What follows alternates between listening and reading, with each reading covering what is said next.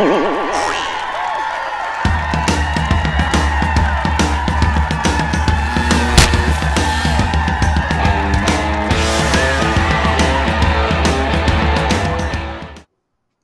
everybody. Welcome to another Comic Source Comic Boom collaboration. We're here to talk about the DC books for the week of July 26, 2022.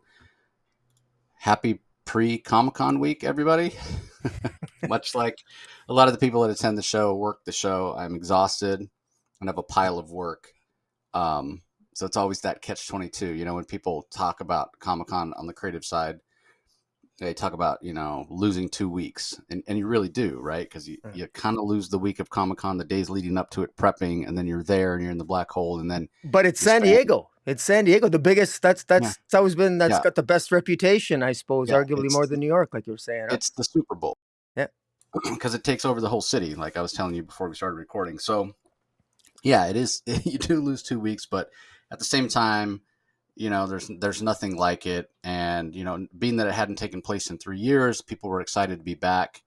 A lot of fans. It wasn't as crowded as previous years. So that was interesting. Also, a lot of changes. We talked about DC not even being there. It felt a little strange, but, other places kind of filled in the gaps. Even Marvel, even though Marvel was there and had a presence, they only had 3 panels, which was really strange. And they had nobody signing. I think I saw maybe 2 comic signings there. So not to say there weren't creators there signing, but they were kind of in Artist Alley or at other publishers doing signings. So yeah, it was a bit of a different feel, at least as far as the convention floor went. But all the ancillary stuff, the after parties, that was kind of business as usual. There was you had to show proof of COVID vaccination to get your badge, or negative test within 72 hours. And then everyone had to wear a mask inside, and they were pretty strict on it. They were making announcements maybe every half hour to remind people. Oh, wow. And then the security staff that's walking around, if they saw somebody without a mask on or with their mask pulled down, they would be like, hey, get that mask up. Oh. So feel pretty safe. But then, outside the convention, at the parties and whatnot, they were crowded. They were fun, but nobody was wearing I'll say almost nobody was wearing a mask. So, well, that's good. I can tell you, you were there. The big thing online is usually a lot of focus on the movies, Black Adam movie and the MCU slate. Yep. And, that's what we mostly saw online and on Twitter for the most part anyway. Yeah, they certainly made a big splash with the Warner Brothers panel on Saturday morning, and then obviously the Marvel panel Saturday night. I was actually doing a press conference for Interview with the Vampire coming up on AMC at the end of the month, which was really cool. It was at this open air rooftop restaurant, a few blocks away from the convention center. I was there doing that as the Marvel panel was going on, and my phone was blown up with the various announcements and whatnot. So it's pretty interesting. Obviously, a lot of excitement about that stuff that's coming, and rightfully so. That's what most people get excited about these days. And, it is what it is. We focus on the comics, but there's plenty of ancillary stuff that people get pretty excited for. Less so with the DC stuff, only because they didn't really bring anything new. Yeah. It was the most exciting thing about the Hall H panel for DC was the entrance The Rock made, showing up dressed as Black Adam with the lightning and the smoke and whatnot. So that was interesting. I will say that for the first time ever, they had a comic book panel in Hall H for Berserker with the writer of that title, Matt Kent, along with Keanu Reeves and Ron Garney, the artist. So that was kind of fun. And I got a chance to talk to Matt at the Bad Idea party on Saturday night and, asked him about that experience. And I was like, nobody ever take that away from you. Biggest comic book panel ever, 6,000 people. And he was like, it's a comic book panel. Hall H seats a little over 6,000 people. They didn't expect it to be full. There was not an empty seat in that room. And that's Keanu Reeves for you, man. The guy knows how to draw a crowd. Yeah, except surprisingly enough, he was eating at Nobu, which is like the sushi place everybody goes to at San Diego, a couple blocks in convention center. He was eating there on Friday night, and everybody's leaving him alone. So, in a way, it surprised me, but it also makes me happy that people, respect him enough to leave him alone when he's not working, quote unquote. So, but anyway, it was a great time. It's fun. If anybody's listening has never been to San Diego, I sort of feel like you got to do it once. And we've talked about, there's tons of podcasts I've done in the past about the way you go about doing it, and you kind of make your list of priorities, things you want to do, and you never get to do everything. Even myself, this time it was more not necessarily about doing interviews while I was at the show, but just connecting with friends and creators that I've met over the years, reconnecting. And even then, there's still people that I missed out on seeing. Sometimes by a matter of moments, sometimes just didn't even know they were there till after. As much as you try to connect with everybody, it doesn't happen. Then you always feel bad.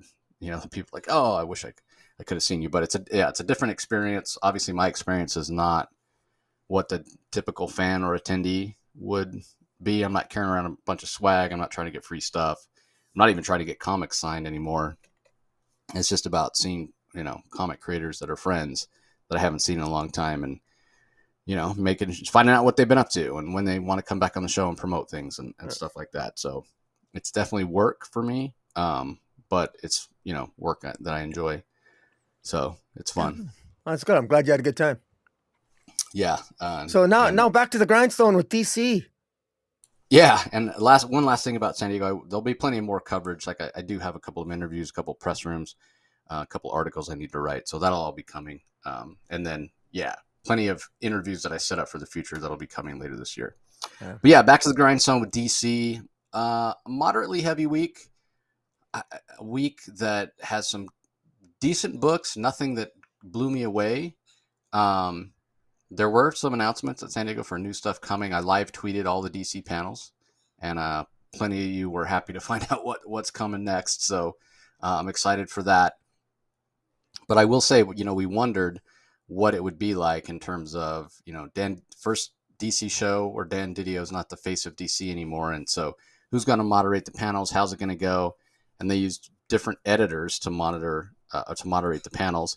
And I'm not trying to throw shade at anybody, but what I'm saying is their job is to edit comic books, not to moderate panels. And sometimes it showed more than other times. It was a little awkward at times. So yeah, well, I can tell you by far the biggest disappointment I heard, and one of the biggest jokes, is the renaming of Dark Crisis into Dark,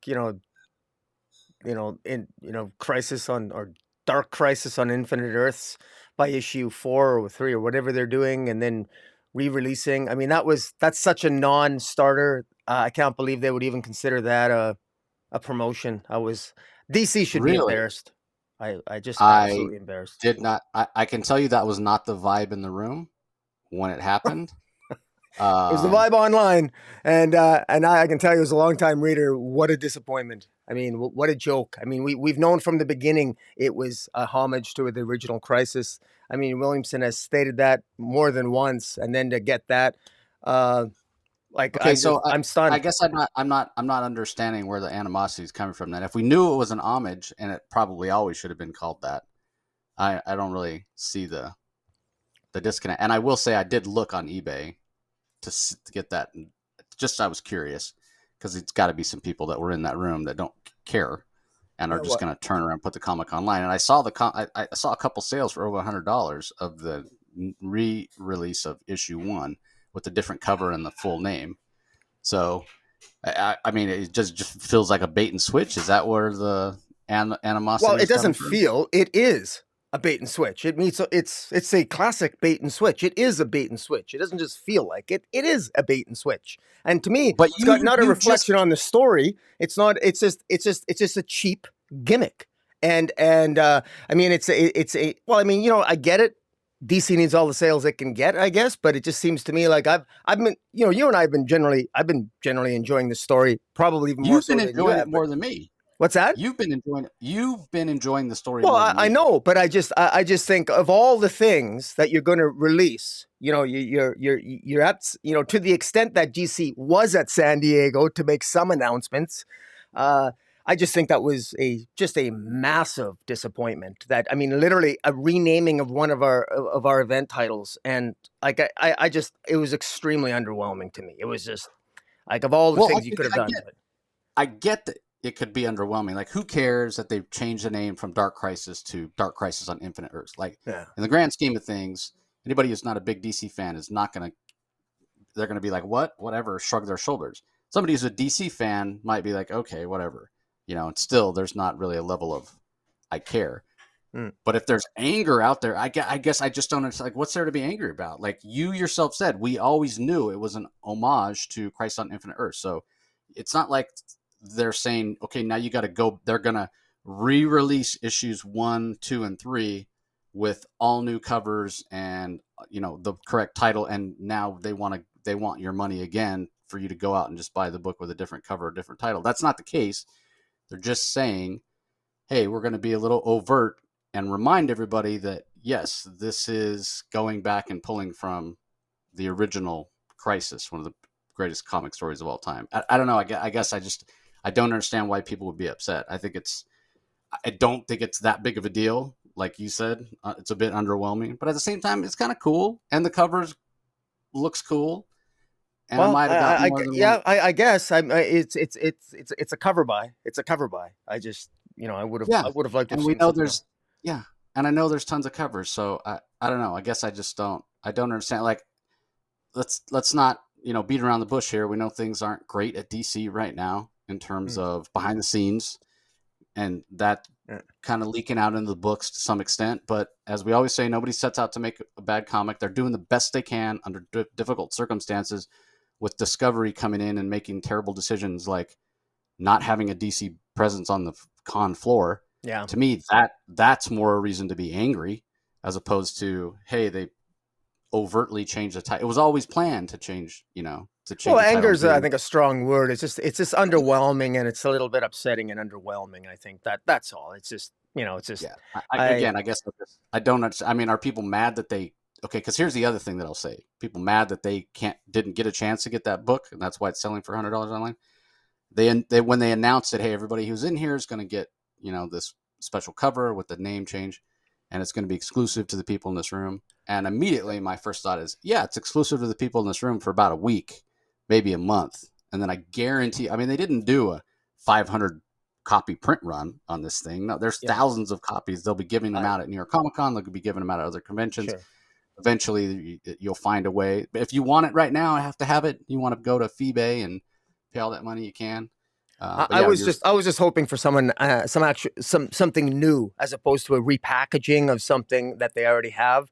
I mean, I'm a sure thing. Like, I'm a sure thing. I'm a fan. I'm going to be getting it, and I love, I'm reading Dark Crisis, but I just really wanted well, they something did. I fresh. mean, if you were there, yeah. I mean, if you were in there in the room, or if you're following my live tweet, you did get plenty of new. I would tweeted out all the new information that Joshua Williams was talking about. We speaking of new, we saw a page, an interior page with the return of the Justice Society. That's confirmed. So, I mean, there's plenty of new. Even when we talk about other things, we know there's new stuff coming. And Mm. I mean, one of the things I'm most excited about, there's going to be a new Superman um, one shot or graphic novel by Cena Grace. So Yeah. yeah, I mean, there's new stuff coming, but I get it. I mean, if you weren't there, if you don't have a copy, I may or may not have more than one copy of that cover myself. So I don't know. Maybe we'll do a giveaway at some point for that. That Dark Well, Crisis on Infinite Earth speculators will be special. happy, so that's good. You got to Yeah, but cover. You got to again, cover all the bases. So I mean, if you're not happy as a story reader, then you're going to be happy as a speculator. So, but yeah, you know, again, I would caution anybody on paying too much for it right off the bat, yeah. um, only because I think it'll be available. One of the other things that one of the other panels, the Gotham panel, Ron V was there, and he was talking about his new Detective Comics run. That's the first book we'll talk about here, Detective Comics number 1062, written by Ron V. He described it as an operatic, tragic story of Gotham. So the art is by Raphael Albuquerque, and it's if you're a fan of Albuquerque's work, you're going to love this because it feels like his, very reminiscent of his early American Vampire stuff, especially in terms of colors. Dave Stewart, one of the best color artists, does the colors. Ariana Mares on letters. There's some interesting tidbits in here with Talia, with hints of Batman maybe losing a step. I thought it was a great mix of this feel that Ron V is giving us of kind of a darker Gotham, a more gothic Gotham, if you will. But he doesn't lose sight of the humanity of the characters. There's some fun character moments between Bruce Wayne and Dick Grayson, and this mysterious new family, I guess we'll say. Um, Yeah, that Arzen Orgum. This character yeah, Arzen Orgum, and yeah, heading to Gotham to do something. His mother saying that, I'll give you 12 months. yeah, Uh, we've got some other people that are already laying the groundwork. A year in Gotham to rebuild the legacy of the Orgum family, trying to help people realize their own potential. Like, it sounds big and kind of a bold story that that Romvey wants to tell. But again, it also has that dark feel, that operatic feel, which helps it to feel kind of intimate. So, and one of the things, and I hadn't heard this before, so maybe it wasn't new news announced on the Gotham panel, but it certainly was the first time I heard it. Romvey, and we see it in this issue, confirmed. Romvey mentioned bringing back Barbados, the Grant Morrison created bat god, if you will. And yeah, we see him show up in this first issue. So, um, yeah, I'm intrigued. I'm intrigued. I wasn't blown away, um, but I'm definitely intrigued. Jury's still out for me. I like the feel, um, but too soon to say whether this is going to be one that stands the test of time for me. Obviously, after only one issue of what will be 12. He also mentioned that despite the fact that it's this Orgum family, he didn't mention them by name, but just he mentioned Barbados and then mentioned this big case that Batman's going to be on. Certainly seems like the more kind of overt storyline that'll run throughout. He did mention that he's not forgetting about the rogues. You will see other classic villains, and sort of stopped himself before he could say exactly, he didn't want to spoil, before he could say exactly how they would show up. But we'll get a Two-Face story likely in the next 12 months. We'll get a Riddler story, that kind of thing. Other Bat villains will show up for sure. There's also a backup in this one, and so the same artist that did the recent Arkham City story that we reviewed, written by Dan Waters, Danny Fernandez, I think is her name, but it's written by Simon Spurrier. Danny's the artist, Dave Stewart on colors, Steve Wands on letters. It's called The Coda, and it's going to be a 3-part story. It stars Jim Gordon. So not sure what it says that, throughout the Arkham City New World Order series, I wasn't a fan of Danny's art. Um, but all it took was me scrolling to the first couple images. The story starts off with a 5-panel page, and all it took was me seeing like the first 2 panels to know that this was Danny's art. Like I was able to recognize it. yeah. That's not Very always the distinctive. case. Yeah. Yeah, that's not always the case, especially when it's an artist that I don't particularly care for their style. So I say that to say this. I think in Arkham City New World Order, her art grew on you, and apparently the same has happened to me. I do think, and it's degrees here, mild degrees, that her art is a little cleaner in this one. Um, but I don't know. It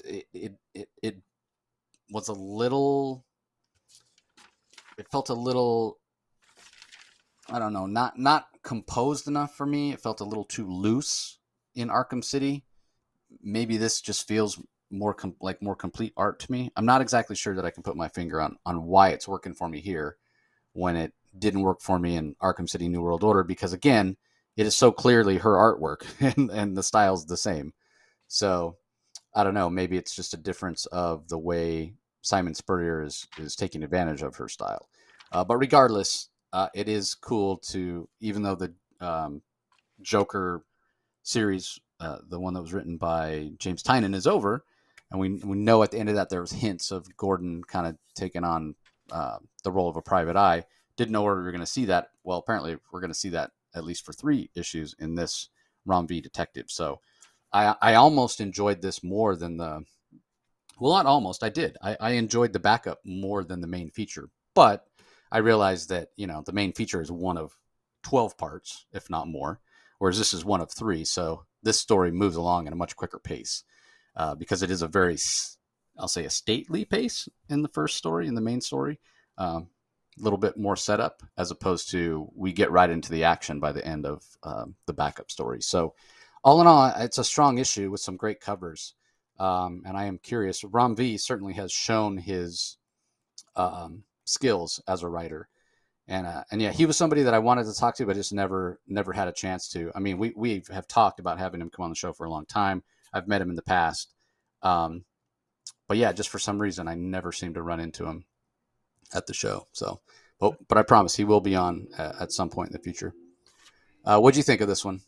Uh, I actually, it, I thought when this first started off with Ram V, I mean, it has a very, like you said, it's a very deliberate, intentional, operatic feel to it, and it almost feels like Batman or Phantom of the Opera, and it's and it starts off with this somebody actually at an opera, an opera called Auriga, and uh, it feels like Phantom of the Opera, and Bruce Wayne. It focuses in on a chair that's reserved for Bruce Wayne, but he's not at this opera. He's off fighting as Batman. So it made me wonder, why are we focusing on an opera to begin with? We got Ram V doing what Ram V does. Ram V is very good, for example, in the pages of Swamp Thing. He's very good with he gets really deep. Sometimes he over narrates sometimes, but I'm usually pleased with it because I like Ram V's narration. He gets to the heart of things, and he's got some real cool themes. And here in his opening narration for this opera, he talks about the pearls, and there's a lot of the Batman metaphors of that you can expect. And then Bruce Wayne's not there, of course, because he's there as Batman. And then what I like is I feel Ram V he was a little bit unpredictable for me. I really enjoyed the scene as Batman, where Batman Bruce Wayne is testing himself, timing himself. He wants to take out these terrorists in 18 seconds, but he does it in 22 seconds, and he ends up confronting this mobster who's almost like this Walking Dead type creature, and he's ultimately helped out by Talia, and Talia warns him of something is coming, and you got to prepare for something that's older than the Lazarus pits, and there's this great big, something is definitely coming, we don't know what it is, and Batman then, of course, he tests himself, he feels that his body is off, and he's got great dialogue, great rapport with Nightwing, calling him an old man, and just really good stuff. Ram V, we know from Ram V through Fear State with his pages work on Catwoman, and Ram V, he gets the voice of Batman well, and the Batman family in general. This worked really well. I enjoyed it. I'm intrigued. I don't really know where it's going at this point, but I know Ram V enough, and we've certainly with his Catwoman, we know that he's really good at building a narrative. Sometimes you just got to have the patience to let him do that. The backup with James Gordon, I find it interesting that, coming right off of the Joker, it's funny, it comes off a series called The Joker. We actually get a backup that actually probably could legitimately be called a Jim Gordon story. I imagine the Joker's nowhere to be found, but it's good to see. It's good to see. It's good to see Jim Gordon back as a private investigator. I note as he is trying in his investigations. I don't know if there's a continuity glitch. It mentioned that Raquel Montoya is the commissioner of Gotham in this backup, and I thought she was. I thought she was in New York City in the pages of I Am Batman. So that's my only minor little nitpick there. But beyond that, I liked it. It was a good enough story. It's nice to see, Jim Gordon actually has some money in his pocket. He's actually arguably rich now, and he can take his time and focus on being a private detective. So it's good. I'm not a huge, funnily enough, that with the Danny art, I still would prefer a more traditional take on Jim Gordon, but I understand the feel that they're going for. I get it, and it's probably appropriate for Jim Gordon. So all in all, I think that I'm curious to know. I wonder if there's ever going to be a connection with the backup story with the main story at some point. Not that it matters, but anyways, overall, I was happy with this, and I'm sure a lot of people are going to pick this up. This is definitely a decidedly different take than Marika Tamaki's approach. I definitely would not expect the backup to touch on the main story, only because what Ram V's crafting feels so self-contained. From everything I'm understanding, that's going to be the case, but I could be wrong. As far as the continuity, I will say, as of this moment, as of the last issue of I Am Batman, Montoya hasn't taken the job. She was in New York to be interviewed for the job. So maybe Gordon called. She was still the commissioner in Gotham. So, but yeah, it's a minor thing. So we'll move on. But I do realize I skipped a book actually, um, and I kind of debated on whether I would even talk about it or whether we'd cover it, because it's definitely outside of regular DC continuity, and it's a little wonky. It's definitely not the kind of thing that's really for me. It's called DC Mech.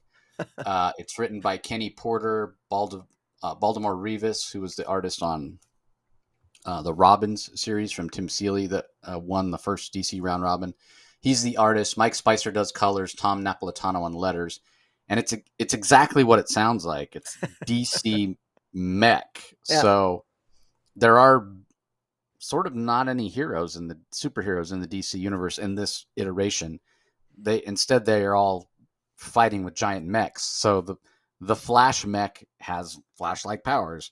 The Batman mech has Batman type stuff, and apparently there's a mech for Superman, who kind of shows up at the end of the issue to save the day. In this reality, Darkseid is trying to conquer the universe, which I suppose is not different from any other reality.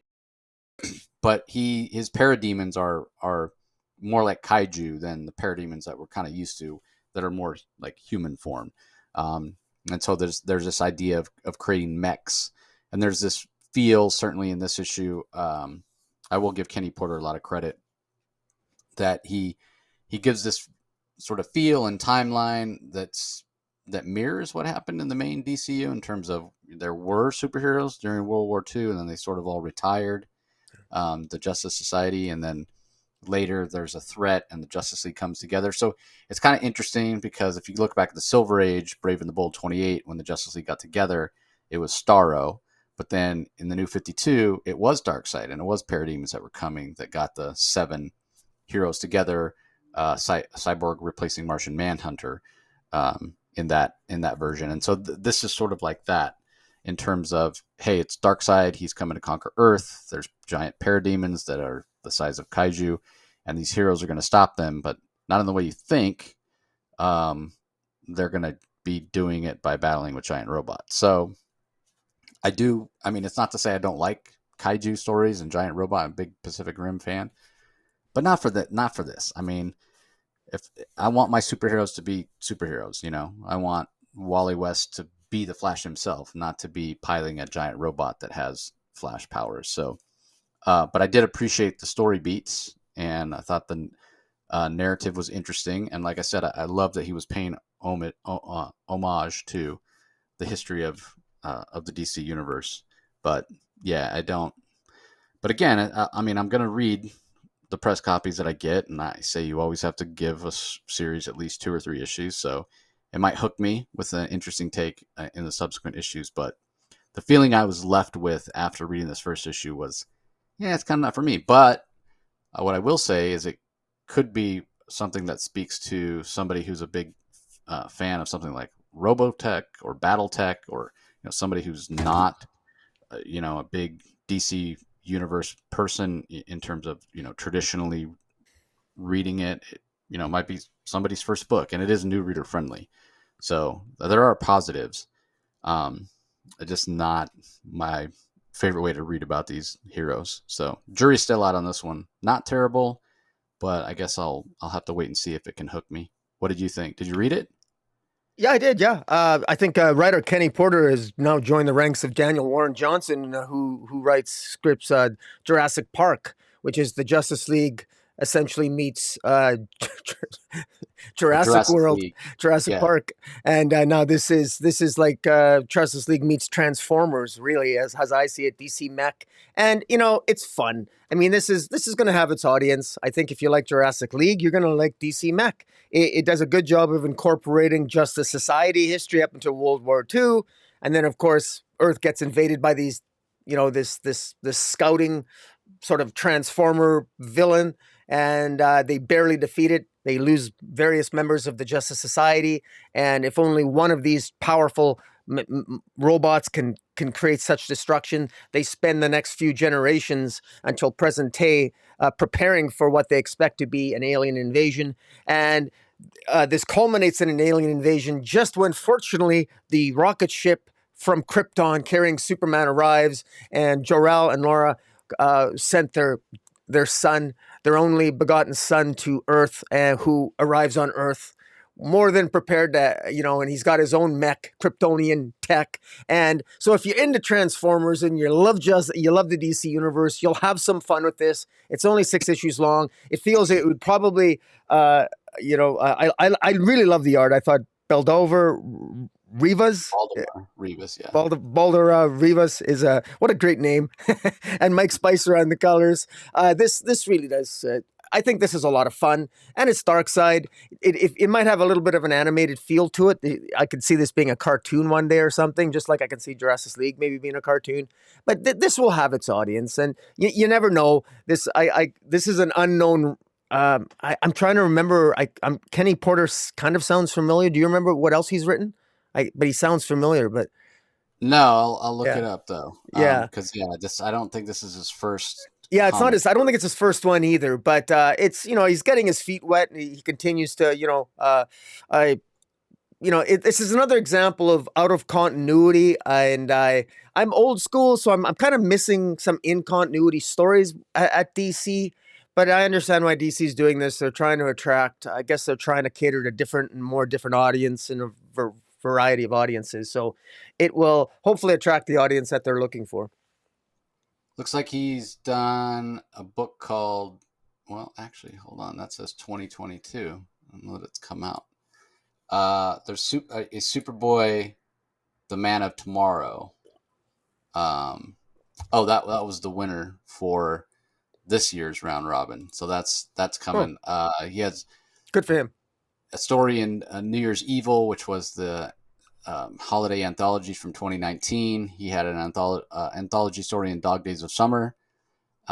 He's done a backup in The Flash, DC Mech, story in Batman Urban Legends, and he had a story in the Are You Afraid of Darkseid Halloween anthology. So, yeah, it seems like he's done mostly anthology stuff for DC. So, all right. Well, let's move on. Curious your thoughts on this one. Speaking of Danny, she actually had 2 DC books this week. Sandman Universe Nightmare Country. We're up to issue number 4, written by James Tynion.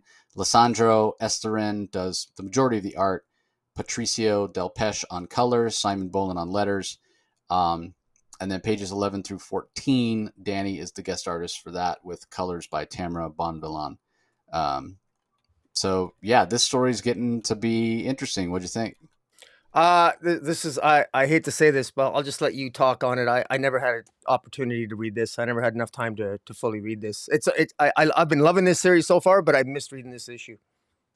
Yeah, so it's starting to come together. We find out why Mr. Teague is being nice to the various college students, if you will.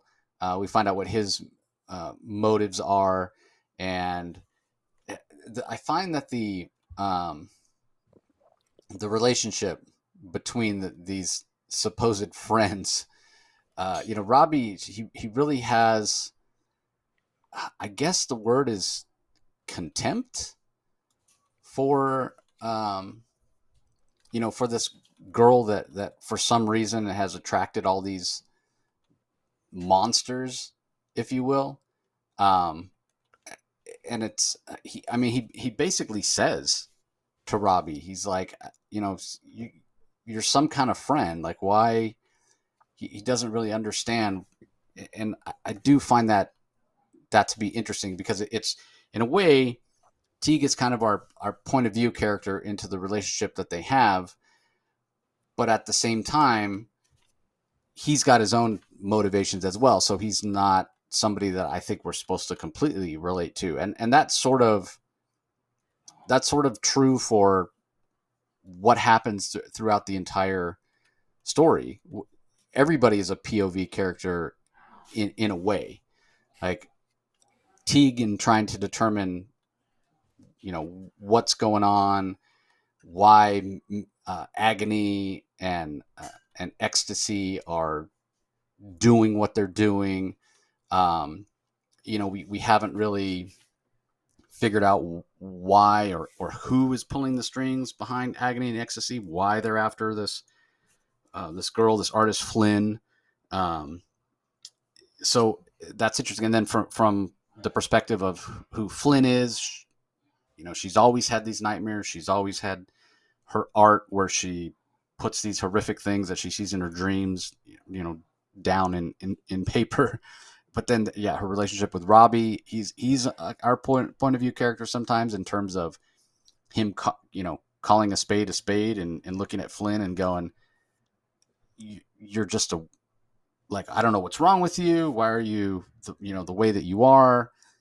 He's so skeptical of anything supernatural going on.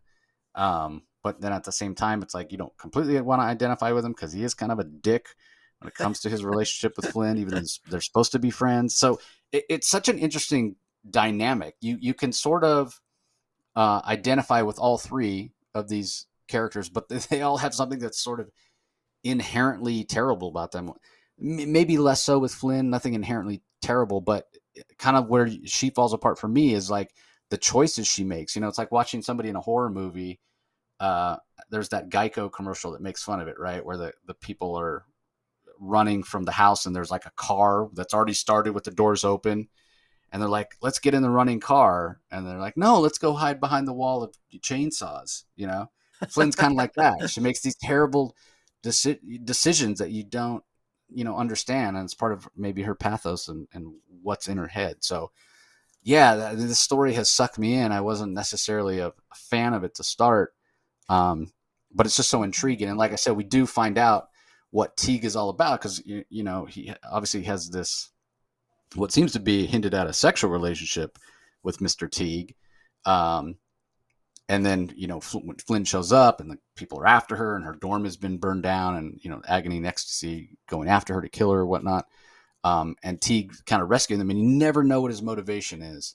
Never really understand it. He's just sort of mysterious. And here we find out that he's here he is, like this billionaire, and he's always been fascinated by the power behind the power, death and all those sort of things. And when he takes the two in his helicopter and flies to this compound, I guess is the best way to put it, and he kind of distracts Robbie, tells Robbie to go grab wine or whatever from the wine cellar, and then takes Flynn down to this, what he calls his chamber of horrors. And Flynn's down there looking around. She's like, well, it's just a refrigerator. I mean, there's tons of stuff. Like, it's huge. It's huge. There's a car. It's a Volkswagen Beetle. I'm sure that the intention there is it's Ted Bundy's car. He was infamously, pulled over for a broken taillight in this Volkswagen Beetle. But anyway, she's like, oh, it's just a fridge. He goes, oh, that's Jeffrey Dahmer's fridge. It had 3 severed human heads. And so, it just talks about collecting all this stuff that is tangentially related to serial killers and death and kind of the monstrous intent of humanity, or monstrous turns of humanity at various times. And he just wants to be closer to it in a way because he feels that there's power there. And so he says at the end, he's like, yeah, rather than chasing the power, trying to be noticed by whatever it is, the supernatural, the Corinthian, agony and ecstasy, whatever are the manifestations of evil, which are powerful. He knew he wasn't necessarily, quote unquote, marked by it, but always wanted to have the opportunity to amass more power by interacting with it. And so he concocted, which is a pretty genius plan. He's like, find the people that are marked, find, in this case, Flynn, and capture her, right? You've got what these powers that he wants to tap into. He's got something they want. That leaves him in a position to negotiate. And it's interesting because agony and ecstasy are like, well, why don't we just kill you? Why don't we want to negotiate? Well, it's sort of time is of the essence, and so they do make a deal, and I like that too. That Tynan takes the time to get some back and forth. So, ecstasy says, we don't really have time, but we'll answer 3 questions. And Teague comes back with 3 questions from each of you, and Agony comes back with, okay, you can ask each of us 3 questions, but we get to decline to answer one each. So he ends up with 4 questions. We don't know what the questions are yet, but in exchange, he's going to turn over Flynn to these monstrous people. But before any of that can happen, the Corinthian shows up, and he's got his bladed weapons. And we do find out a little bit about who the Corinthian was before he died. Apparently, he was one of these serial killers. And so, yeah, it really seems like the shit's about to hit the fan in the next issue. So, interesting play, and I think what's most interesting is the structure, the character work that Tynion has done with these characters, where you can look at each of them in a way as a point of view character, but you really wouldn't want to be any of them because they're all deeply flawed, beyond just normal human flaws. Whether it's Flynn's, I don't know, lack of common sense, or Robbie's kind of immorality when it comes to friend, or disloyalty, we'll say, when it comes to friendship, or Teague's complete lack of morality, and thirst for power, if you will. And obviously the artwork by Lissandro Esterin has been fantastic throughout in terms of capturing the feel of the story. So, all right. Well, next up we have Superman Space Age Book 1. This has been highly anticipated. It's from writer Mark Russell. We've got Mike Allred as the artist. His wife Laura does the colors. Dave Sharp's on letters. This was a bigger book than I expected. I think this is 3 parts, but this first part is like 90 pages almost. So a lot more to come with this. What did you think? There's one line in this comic book that encapsulates not only the comic book, but the way I feel about DC Comics in general at the moment. And that is, at one point, Jonathan Kent says to his son, Clark Kent, he says, "Hope is what we call is what we call the stupidity we need."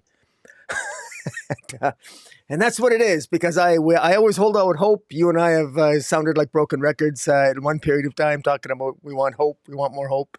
And but I will say that this is the space age. It says it right on the cover. Will the 60s bring the end of the world?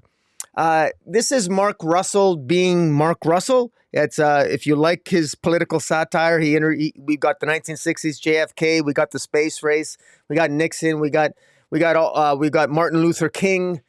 We've got that tied in with Lex Luthor and Bruce Wayne in a bidding war with respect to the American government to sell them. Bruce Wayne wants to sell them armor for their soldiers and armor clothes for their soldiers, and Lex Luthor wants to sell nuclear weapons. And we have a young Clark Kent coming into his own as a young reporter, trying to find his way as Superman. We even have Pariah, of all people, of the original Crisis, showing up, talking to Clark Kent, talking to Clark Kent in 1965, telling him about the end of the world that'll take place in approximately 1985, which we readers, longtime readers, know is the original Crisis on Infinite Earths.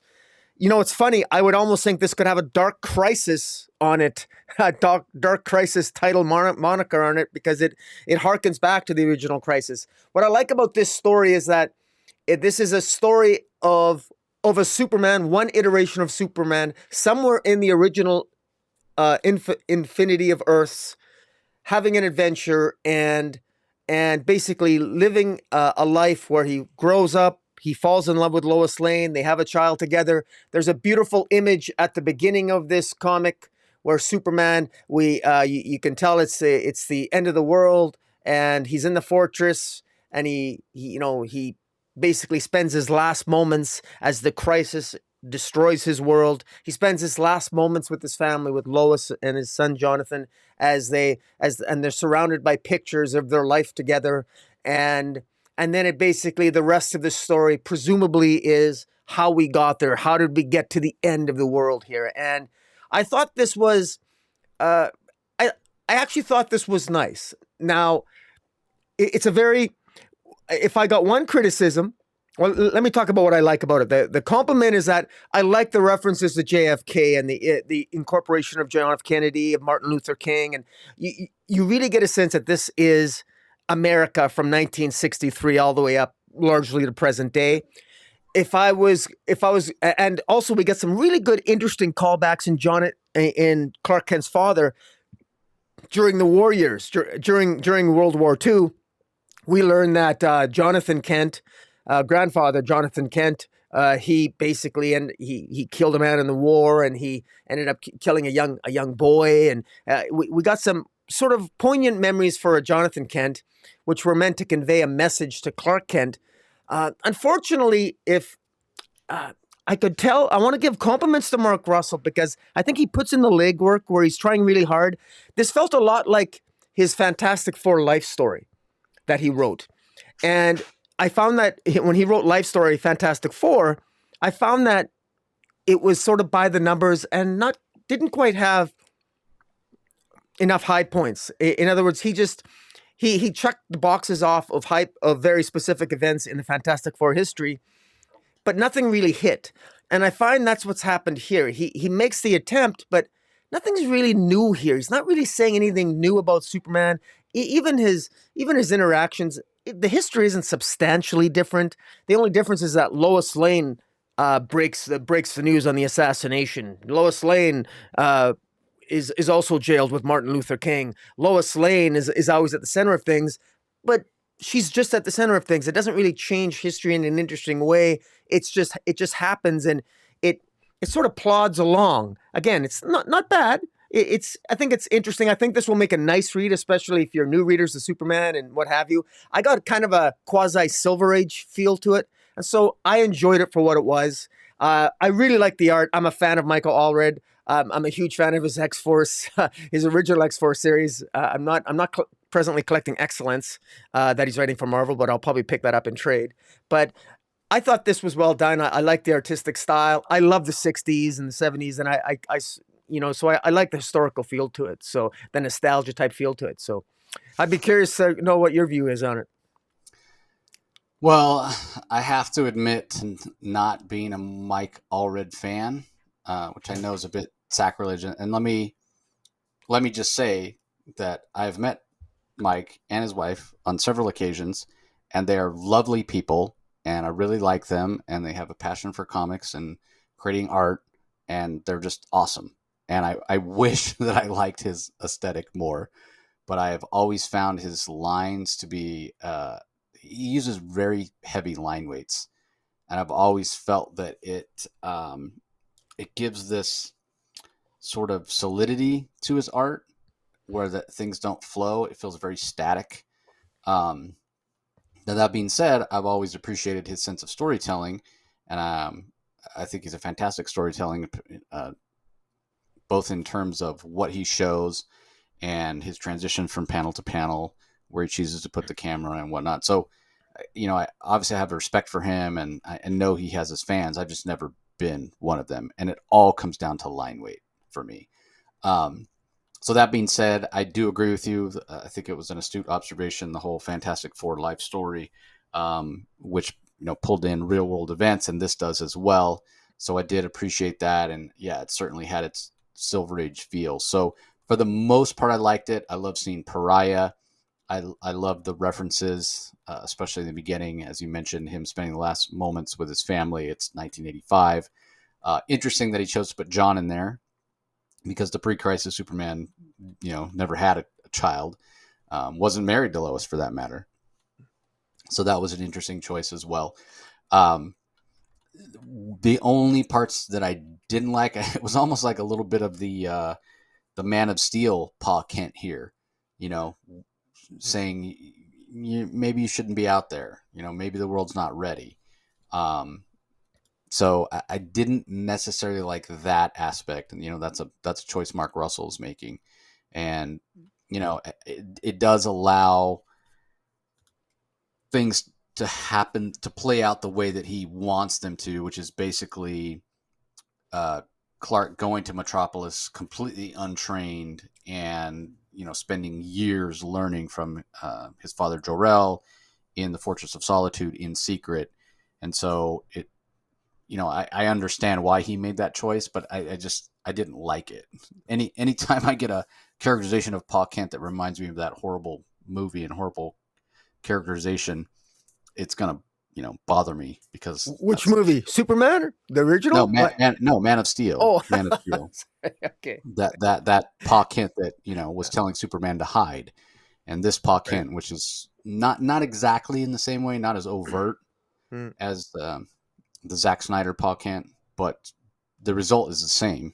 He's saying, yeah, you should stay out of it, and I didn't like that.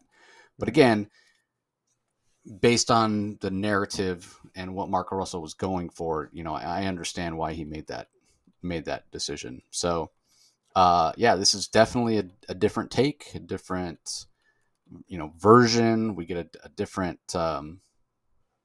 Batman, a different Bruce Wayne, a different Lex Luthor, but ultimately they're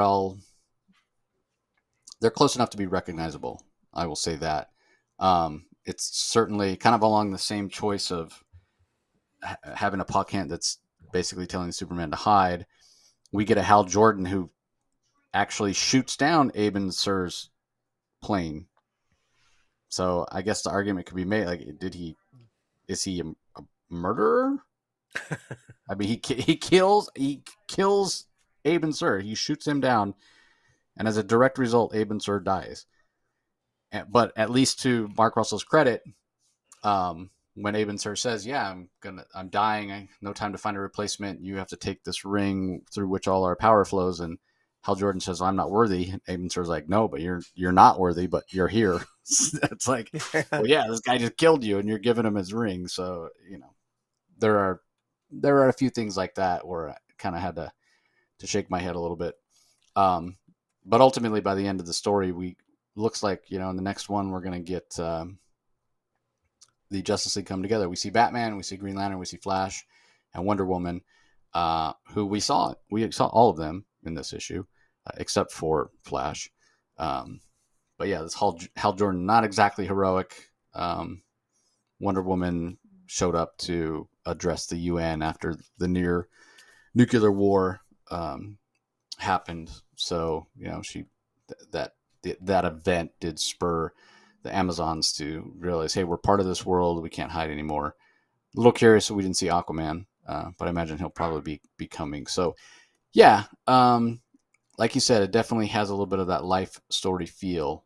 And again, I think a lot of it has to do with bringing in real events. So Mark Russell is a good choice for that. But there were just those few minor things where I just kind of, and they stood out to me so much based on the fact that it's so different from what we've seen before. A Mon Pa Kent that are a little more protective, that aren't as overt about, yeah, you need to do whatever you can to make the world a better place. They're a little more, well, you got to hang back and wait till the time is right. So that was a little off to me. And then, yeah, Hal Jordan killing Aben Sur. I don't know. I don't know if I can get behind that choice. Right. Maybe he just did it um, for reasons of convenience. I'm not really sure. I don't know why you couldn't have had there was other fighter pilots there. You could have had somebody other than Hal. You could have had it where another fighter pilot in Hal's squadron panicked and shot him down, with Hal going, "No, we don't even know that they're necessarily an enemy." It seems like it wouldn't have taken up that much more space, right? Yeah. But I don't know. Maybe he was just trying to show that this Hal Jordan is flawed, like we all are in a way. So yeah, but all in all, pretty good. Again, the storytelling visually by Mike Allred is pretty strong, even if I'm not a fan of the aesthetic. But my favorite was Clark, and that's the other part that I don't think either of us mentioned. You did mention Lois getting the scoop on the JFK assassination, not because Perry chose her. She was on what they call the Kooks and Cranks beat, going and talking to various people. Again, this is the 60s. So she's in Dallas to talk to some woman that has psychic cats. And being after, and again, this really happened. All the planes got grounded after the assassination. Mm. There was no air travel, and so she was there in Dallas and ended up writing the story for the Daily Planet and won the Pulitzer Prize for it. And when Clark shows up, he gets the Kooks and Cranks beat as Lois is promoted, obviously having just won this award for the story that she wrote about JFK's assassination, which eventually leads Clark to a bar to meet this guy Pariah, who has some vision of the future, and it's the Pariah we all know, the Pariah that's in the pages of Dark Crisis on Infinite Earths right now, and so I always appreciate when Pariah shows up because I'm a big fan of that character. So anyway, let's move on. Up next, we have Deathstroke Incorporated number 11. This is from writer Ed Brisson, art by Dexter Soy, colors by Veronica Gandini, letters by Steve Wands. I did very, very briefly get to see Ed at San Diego. It was good to see him. And I didn't even get a chance to talk to him about Deathstroke. We talked about some of his other creator-owned stuff, but much like I predicted, the action really ramped up in this second issue, this year one, part two. I know you weren't a big fan of going to a year one Deathstroke story, but I'm enjoying this. We see him, and I said about the first issue that we see Slade making the choices he feels like he has to make. Yes, he's somewhat of a bastard. Yes, he's neglecting his family. Yes, he's a terrible father. And as much as you see him and know he's making these mistakes and making these bad decisions, you also understand that in a way, they're not really choices. They're sort of the path he's forced down thanks to the experiments that were done on him, and how these ACTH experiments, changed him fundamentally, changed the way that his body and his brain chemistry works, which in turn, makes him more aggressive, makes him, his body produce more adrenaline and sort of forces him. So it does give a little bit of a different shift in perspective on who Slade is and, why he's such a dick, why he's such a terrible father, makes him a little bit more of a tragic figure. And I think in that way, it makes him a little more relatable, maybe a little more sympathetic. But at the end of the day, we read just Deathstroke because we want action. And this issue certainly sets up some action going forward. The Dexter Soy art, I thought it was interesting. It was the line work here. It's a little finer than we've seen from Soy in the past, which gives a little bit of a softer feel to the art, which I don't know that it's my favorite Dexter Soy. Like I think back to when he was doing Red Hood and what was it? What was the name of the 52? Because I know it was Artemis and Bizarro. Red Hood and the Outlaws. Yeah. When he was doing that for Rebirth, the line weights were a little thicker, but he still has the same sense of storytelling and whatever. And the other thing that they did with this art that was a choice, I think, that helps it feel a little bit softer. And I'm thinking that the reason they're doing this is because this is a flashback story. I could be wrong, but I don't know if you noticed, there's no panel borders, right? So you get, at least not in our digital copy, so you get the white of the comic page, and then you just have the art, and typically there's a black line or around the rectangle or whatever shape the panel is that separates it from the next panel. You don't get that here. There's no panel border. So again, it just gives the art a little bit of a softer feel, which I thought was an interesting choice. But I'm really looking forward to seeing more action because Green Arrow shows up on the last page as Slade is about to complete his contract, as he's about to take out this doctor that, in his own words, tortured him. So yeah, I'm really enjoying this. I'm enjoying the take that Ed Brisson is bringing to Slade. So, but yeah, I know you weren't necessarily a big fan of the first issue. What did you think of this one? Well, I'm not in the mood for a Slade Wilson year one story. However, aside from that, it is a good one, and frankly, I think for fans that want to get, for fans who've not read a lot of Slade Wilson Deathstroke, it's probably been a while. It's those of us who are fans of Deathstroke, we've read so many issues of his that we kind of know his backstory.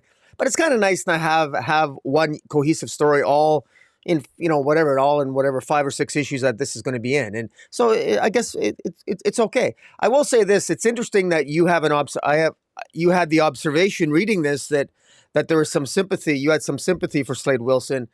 I find it very interesting that you interpreted him being on this drug or these experiments that they were having an impact on his personality, sort of making him be a jerk of a father. I kind of got the impression that he's always been a jerk and that he's just naturally a jerk of a father. Uh, so, but and I'm not saying you're wrong. You might very well be right. You're causing me to sort of reread this now and sort of like question. Well, maybe it is maybe his mindset is as a result of him being experimented upon, because he does have a lot of introspection in this issue. Ed Brisson does a good job doing that. Maybe it's my own bias of the characters. I've always thought of Slade Wilson. I personally have always thought of him and liked him kind of like a jerk. I've never thought of him as being a good father, really, ever. He's always somebody who struggles with it. And so this actually made sense to me that I found him to be like a real jerk. He tells his young boy Grant, not, don't cry. Men don't cry. And it looks like he's talking to a 3-year-old, 4-year-old, telling his kid not to cry. And all his kid is doing is missing him. And so Ed Brisson has done a good job here well, frankly, if you and I can maybe have slightly different interpretations of that, I think Ed Brisson's doing his job, because he's making us sort of like question, well, who is Slade Wilson really? Is this a result of the surgeries he went under, or is this who he really is? At the same time, Slade is questioning it as well. So I think that works well here. And I like the fact that he's being paid $1 million to sort of kill the very doctor who made him a super soldier to begin with. And so that's his first big hit. And of course, the one superhero who's going to try to stop him from doing that at the end is Green Arrow, which is interesting because Green Arrow, ever since that Identity Crisis series where Green Arrow takes out Slade Wilson's eye, famously, I think a lot of people like the arch rivalry between Deathstroke and Green Arrow. And so I think it's a good idea in sort of like this Deathstroke year one or origin story to have Green Arrow be there from the beginning. I think that's well done and well played. And so even though I would have preferred not to have this, the fact that it's here, it's well written. And I think for newcomers to Deathstroke, I think you're in for, this is a lot of fun. And Dexter Soy's art is fantastic. I mean, he's a great artist. So, what's not to like? Yeah, and I get your point. I don't think Slade's ever been a good father, but here's the thing: he doesn't have the opportunity to ever question or to grow into the role. Like, obviously, he's a soldier. He's always been a soldier. That was talked about in the first issue. I'm basing the change in, more aggressive, whatever, on what we were told in the first issue, where he literally couldn't stay home once he finally recovered from the experiments. He went out and picked bar fights with increasingly bigger and bigger amounts of people to fight against, till he was fighting against a dozen guys all at once, because he kind of felt like his brain was on fire, and unless he just craved that action. So I think, yeah, he was a young father, and nobody really knows how to do it until you're in that situation and you become a parent and you kind of grow into it. So yeah, I mean, he wasn't inherently great at it. Some people are better at it when they start out than others, but not very long after he comes home with a very young child, he's a part of this experiment, spends months recovering from it, and then is different, has had his body fundamentally altered. So it's like he never had the chance to learn how to be a good father, and he may never have been one anyway, because as we all know, there are people that never figure it out. There are people that are, that just never get it, that are toxic, that are, men don't cry sort of thing. And the other thing we have to think about is the generation Slade is from. No, it's always a sliding timeline in DC Comics, but when you talk about, we go back to the original Slade, it would be somebody who would, fought in Vietnam or what have you. So certainly of that generation where things were a little more masculine, maybe you'd say toxically so, in terms of, you don't show your feelings, you don't cry, more of a macho type mindset, coming out of the 50s and 60s. So, all right, well, let's move on. Next up, we have The Swamp Thing number 15 from writer Ram V. Mike Perkins is the artist, Mike Spicer on colors, Aditya Bidikar on letters. This is Armageddon Part 1. we see the power of the Swamp Thing now that he has the green willpower of the green spectrum of Lantern energy. So, what'd you think? Uh, this is Ram V is really he keeps beating that same theme of bad ideas versus good ideas. And my daughter's coming up to kiss me goodnight, and she's behind my green screen. Just a moment. There you go. Good night. Okay. See, now speaking of good ideas, that was a good idea what I just did. And it's a good idea for people to get on board with Swamp Thing. I've been enjoying it. We talked, Ram V, of course, started off as Detective Comics this week. This he can be exposition heavy, and Ram V, he's always good for a good theme, and I'm a sucker for a good metaphor, and he's ripe with them, and he's really focusing on ideas here. And Swamp Thing ends up confronting this sort of botanical space invasion by like botanical spores, and Green Lantern Hal Jordan gives him the power of the Green Lantern to sort of fight them off. And he actually talks to his brother Jacob, and he wants his brother Jacob's help. And it's again he Levi as Swamp Thing tries to convey the idea of the wisdom of trees versus and the will of man. He's experienced both, and Levi understands. He explains to his brother Jacob that I finally understand our father's lesson. What our father was trying to tell us is that, you know, the important thing is that you essentially you have to endure, and that, you know, we can defeat the machines, but the green and the machines, it's all part of the cycle of life, and the importance is to survive. You know, that's the most important thing. It's to endure, and again, it's you know, Ramvi, I think I'd be saying this is issue. There's only one issue left from this, right? And I think it's appropriate because I think he's really sort of beat the idea to death a little bit. But again, I like it. But we're due for an ending. Fortunately, we got one issue left, and this will be a nice ending, I think, because ultimately it's going to be Ram V with again fantastic art by Mike Perkins. Mike Perkins on the art. The art's just, you know, throughout this is really good. I mean uh, just really, this is called Armageddon Part 1. The art here is just I mean, if you've been on board so far, I mean, you like the Mike Perkins art and the Spicer on the Mike Spicer on the colors, and like just absolutely gorgeous art. And again, this is about those themes of nature versus machines versus cities versus the country versus you can, you know, versus technology, and how those two interact, and the decisions we make. It all comes down to the choices we make, the good ideas versus the bad ideas. We have the choice. We can always choose a better idea. And that's what Ram V is trying to ram home here.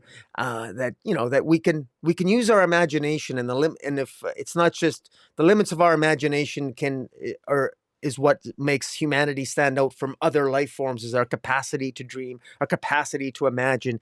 And no matter how bad things are, as long as we can imagine something better, that's an idea worth embracing, and it's ultimately what can save us. And I'm not, you know, literally, if I sound melodramatic, Ram V sounds melodramatic in his narration and his exposition. And so some people actually get a little frustrated with that. I like it because at least I can feel good inside after I read a Swamp Thing comic, generally speaking, because throughout all the bleakness, there really is a great sense of hope. And in this case, a hell of a lot of willpower, thanks to Hal Jordan Green Lantern. So what do you think?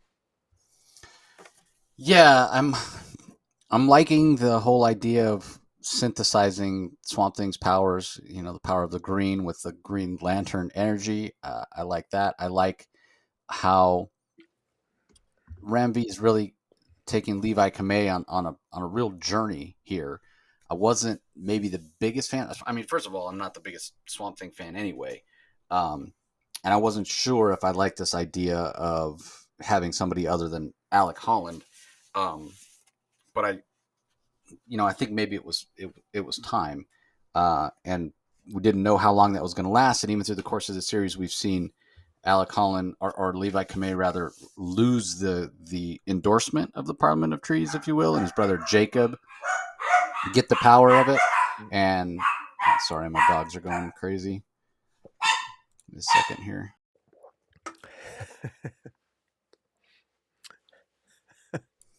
So yeah, it's been a fun ride, but I do agree with you. I think it's time to wrap it up. Um, and this whole idea of Trinity and how she's going to fit into it is going to be interesting. And it's going to be interesting how everything comes together in the end of, in terms of, does Levi Kamei get the power of the green back? Does he retain the Green Lantern energy? Like, how does it all come together? And what sort of agreement will the Parliament of the Machines and the Parliament of the Trees come to? You know, this idea of technology, because we've only ever had three, right? We've had the red and the black and the green. So the blood and the rot and I guess the natural world. And I like that Ramves has introduced this idea of the Parliament of Machines, which is sort of, you could think of it as man's world or technology or advancement, or technological advancement, or whatever. Um, so it seems like there's going to be four parliaments going forward. So that'll be interesting to see how that remains as well. And then ultimately, this parasite that has sort of tempted the parliament of the machines in a way, and Swamp Thing's pushing back against that, saying, he in the story he interweaves himself into the machinery itself, and says, if you allow this war to happen between the the natural world and the world of technology, you're going to destroy all of the earth. Like, none of us survive if the earth itself is destroyed. So in a way, it's sort of a metaphor for the fact that we're all in it together.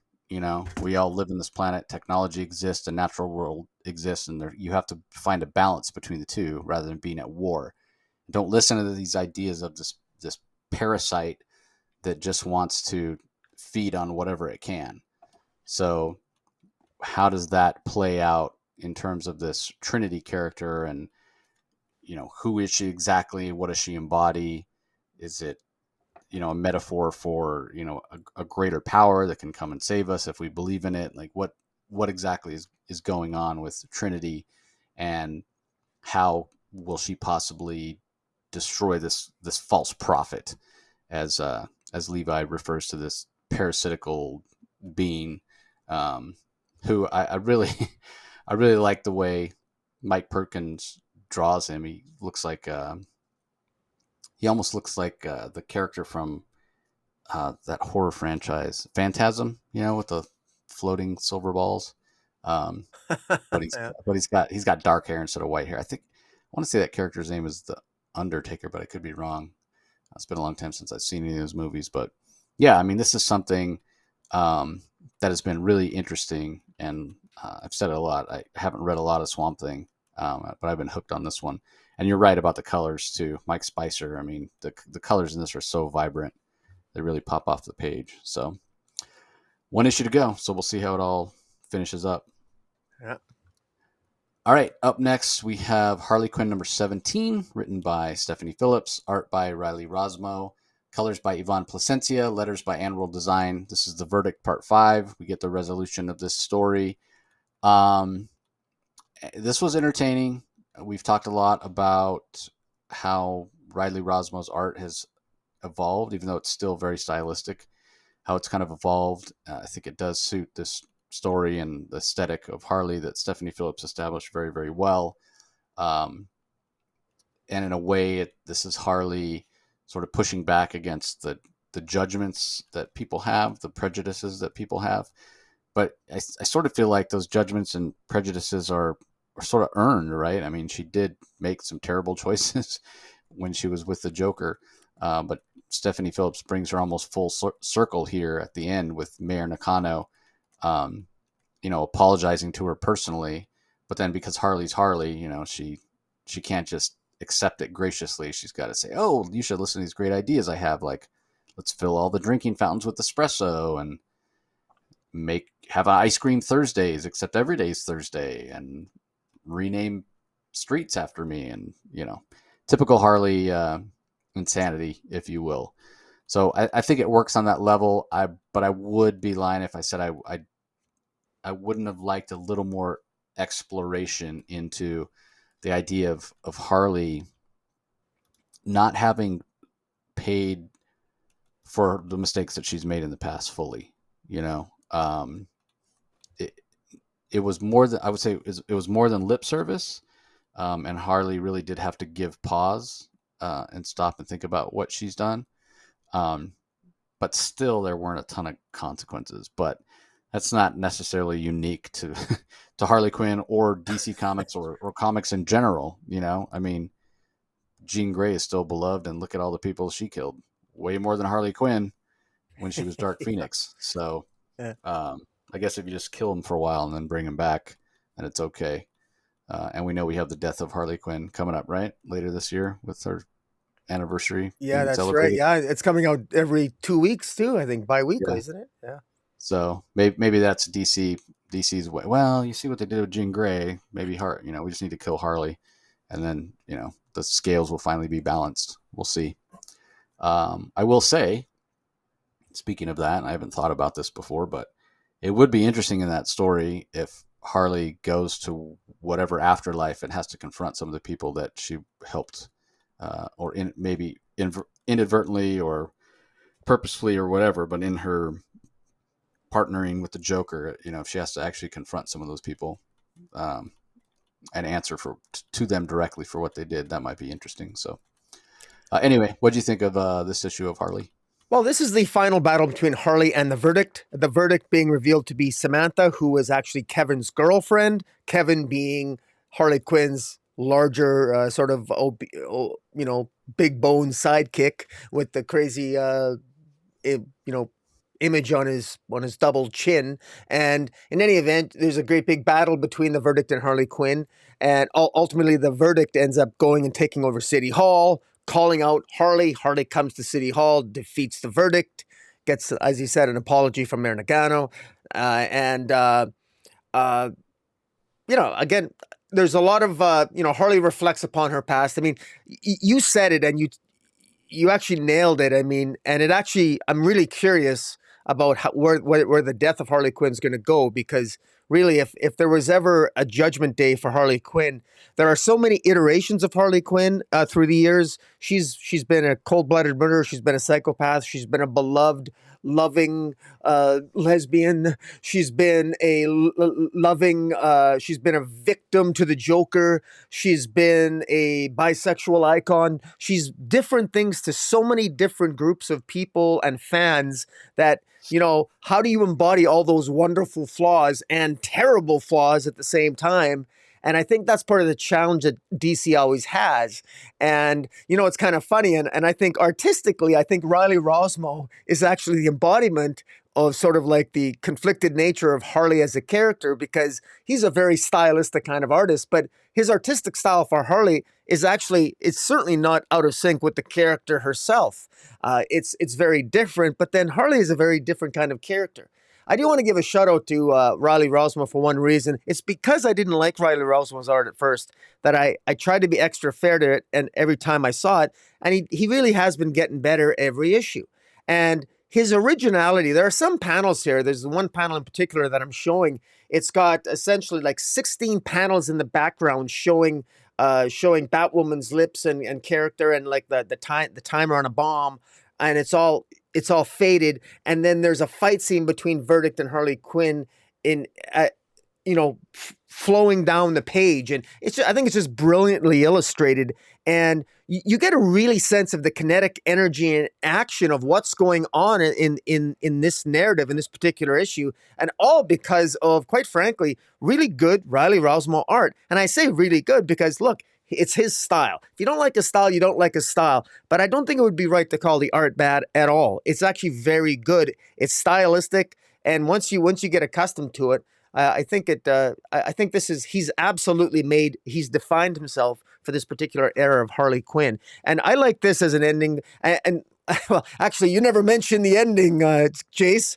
probably because you have an aversion to a particular, Amanda Waller. But this ends with Samantha being recruited by Task Force X.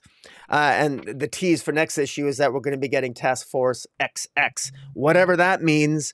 But it looks like this verdict might be recruited by Amanda Waller. Although Amanda Waller doesn't make an appearance in this issue, one has to wonder, what's going to happen next issue. So it's kind of a tease that we're going to get a task force next issue. So I thought this was well done. I enjoyed this issue more than a couple of the ones previous. So all in all, not bad. Yeah, I don't know why we're getting any Amanda Waller. Isn't she on Earth 3? Yeah. Getting way too much of her lately. She's in this next book we're about to talk about, Task Force Z, Chapter 10. Now, albeit in this one, it's a flashback where she shows up. So this one's written by Matthew Rosenberg. Eddie Barrows does the pencils, Eberfer on inks, Adriana Lucas on colors, Rob Lee on letters. Yeah, it still hasn't been announced as a limited series, but I wonder how long it's going to go. The big reveal in this one being that turns out this Bane that we've seen throughout isn't really Bane after all, but another remember you and I mean, lots of us DC fans were complaining that it's out of continuity. It can't, if it's Bane, how can Bane be here and also in the pages of the Joker? And I remember Matthew Rosenberg on Twitter got into some pleasant, not in a bad way, but like some pleasant little back and forth on Twitter with Matthew Rosenberg saying, "What do you mean it's out of continuity?" So now I know he was having fun with me because I made a comment on Twitter that, I wish there was, DC would be more beholden to continuity. And I made some comment about editorial at DC, not just a little bit of a, maybe I won't say a pot shot, but I made it like a teasing remark. And now I know that Matthew Rosenberg was having fun with me. And that's fine. That's fine because it works, because we're getting Bane is actually revealed to not be Bane at all, but another character that I'm actually glad to see a return of, despite the fact that it brings back memories of Tom King's Batman. Yeah, sorry, Jace, yeah. Go ahead. I didn't mean to interrupt there. No, you go. Well, okay. Well, it's Gotham. It's there's Gotham and Gotham Girl. Well, we got Sina Grace telling a Gotham Girl story. A backup story. I think that was in Detective. And now it looks like Gotham is back, and it looks like in this particular issue that this character that we all assumed was Bane for the longest time was in fact the corpse, the Walking Dead corpse of Gotham. And I actually kind of like that because I like the character of Gotham. And I think that I will say this, that of as divisive as Tom King's Batman run was for different people, I will say that I actually like the characters of Gotham and Gotham Girl. And I'm actually glad to see Gotham back. And I'm glad Gotham Girl we're seeing more of Gotham Girl. And so I really like this development. Now, I don't know if this Gotham character, if he's going to end up being eventually making it back, because right now he's still like literally he's like Walking Dead. He's an animated corpse thanks to the leftover Lazarus resin. But I'd like to see him make his way back. This particular issue, I'm not going to lie here. I'm a little bit lost this issue. I have to go back and reread previous issues.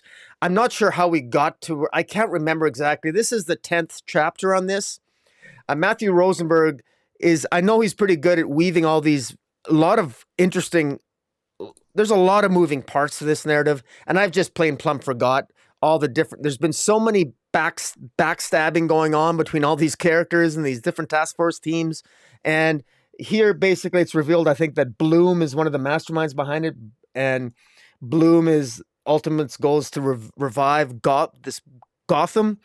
And there's a lot of time jumps that I thought were kind of confusing, but the time jumps were put in to sort of build up to the fact that Gotham is the big the big reveal. But as much as I'm glad to see Gotham sort of that being the big reveal, I feel well, the cynical side of me is I felt a little bit lost this issue, to be honest. I wasn't sure how all this lined up. But in fairness, I really have to go back and maybe read the previous 3 issues leading up to this, because I wasn't sure why certain characters were doing where they were, and the time jump sort of threw me a bit. But I know from reading Matthew Rosenberg, I have enough. Matthew Rosenberg's earned my respect and my trust because I'm still loving him for his work on the Grifter series that we reviewed in Batman Urban Legends. I thought that 6 issues that he did of the Grifter, the Long Con, I thought was great, and I thought six. I would have loved for this to have been 6 issues. I think 12 issues were too many issues for this particular Task Force X a Z story. But in any event, um, the Thinker ends up here, and the we got the Thinkers here. Peacemaker's in here. He kills Peacemaker kills a character. There's a lot of humor here. The art here is really good. Eddie Burroughs' art is always fantastic. A lot of gratuitous violence, as you would expect, and again, and of course, Amanda Waller doing what she does best. In this case, putting Mr. Bloom in his place, and uh, yeah. So, I, I I'd like to give a little bit of a narrative synopsis, but honestly, I'm not entirely clear what the hell happened, other than the fact that all this machinations were leading to, I guess, ultimately trying to resurrect Gotham. So I don't know. Maybe you understood it better than I did, but I would have to reread this a couple more times and read some of the previous issues. But what do you think? Yeah, it is a complex story, and you do have to pay attention, or because it the complexity of the story has grown throughout, right? Like it starts off and it's just Task Force Z, and sort of the initial mystery is who's the person behind it that's calling the shots, and why does Task Force Z even exist? And then he gets revealed to be Two Face. And as the story's gone on, it turns out, I mean, really, the big bad of this is Mr. Bloom, and we don't quite know what he's after, other than, like you said, he's looking to bring Gotham back. But ultimately, why that's the case, we don't really know. So that has yet to be revealed. Um, because we've had Task Force Z, we've had Task Force X, and then we even had the Task Force Black, or whatever it is that Amanda Waller sent out there. So yeah, it almost feels like, and it very well may turn out to be, that this is more a story about a kind of a political power struggle between Amanda Waller and Two Face and the Powers Corporation. But ultimately, Mr. Bloom is kind of in the middle of all of it, and he's been manipulating events throughout. So I like that take from Matthew Rosenberg. I never really got the sense that the Mr. Bloom character was really fleshed out or used to his full potential in the Scott Snyder run of Batman. And Rosenberg has definitely leveled Bloom up here. So I appreciate that. But I feel like this is one of those stories that it's not going to completely make sense until everything is said and done. But I think it'll read fantastic once everything is completed, once the story's done, and you go back and reread it, knowing how it turns out in the end, and then you'll go back and reread it, and it'll be a more rewarding experience because you'll see the hints and the clues that Rosenberg left from the very beginning. So if you're a fan of DC villains, especially Batman villains, you should be reading this, because you get Mr. Bloom, you get who you think is Bane turns out to be Gotham, you get KG Beast, you get Copperhead. We even get the Thinker in this issue. A little bit too much Amanda Waller in the flashbacks here, but yeah, you're getting a lot of Batman villain, and a lot of story, and a lot of bang for your buck. The artwork by Eddie Barrows has been fantastic throughout. It's the same art team that has done many spectacular things in the past. Freedom Fighters is one of my favorite things they've ever done. That 12-issue series written by Robert Venditti. But if you go back and look at that art is a little cleaner, but it's also not as visceral of a story as this is. With I mean, let's face it, these are zombie villains at the end of the day, so you would expect it to have a little bit of a darker tone. And I will say, so I wasn't necessarily expecting it to be Gotham. I did sort of wonder like you did, how Bane could be in this, but you just figure, well, at least if everything matters, everything counts, everything happened, so whatever just slotted in, certainly no lack of DC continuity um, foibles at this point with the way they're publishing everything.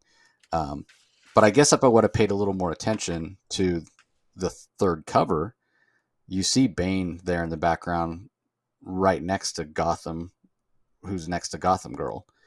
Um, so, but Gotham Girl also has long hair, which Claire doesn't anymore, and we also see Man Bat on that cover, as opposed to the Kirk Langstrom that we get in the pages where he's in his human form. So, maybe even if I'd noticed it, maybe I wouldn't have thought anything of it. But yeah, very curious to see how this all plays out, and looking forward to going back and doing a big reread once it's done. So, all right, up next we have part 3, book 3 of Batman One Dark Knight. This is story and art by Jock, letters by Clem Robbins.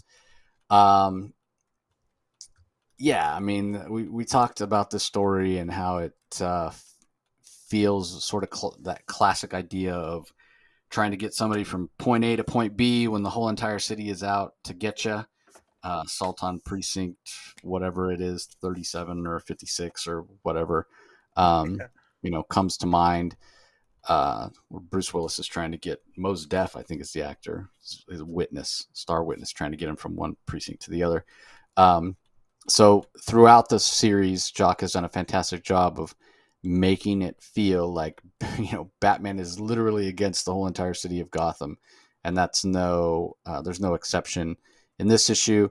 We do find out why this Vasquez person, this politician who's head of the prisons in Gotham, why she's out to get this prisoner that Batman is trying to transport to Blackgate, and it makes sense what's going on, and why she's out to get him. And she, even at the end when she confronts Batman, she thinks she's going to get away with it. So it's kind of nice to see her get what's coming to her, basically. So I thought it was done very well, and I think more than anything, this EMP character and seeing the redemption and seeing this plan that Vasquez had for him sort of be foiled.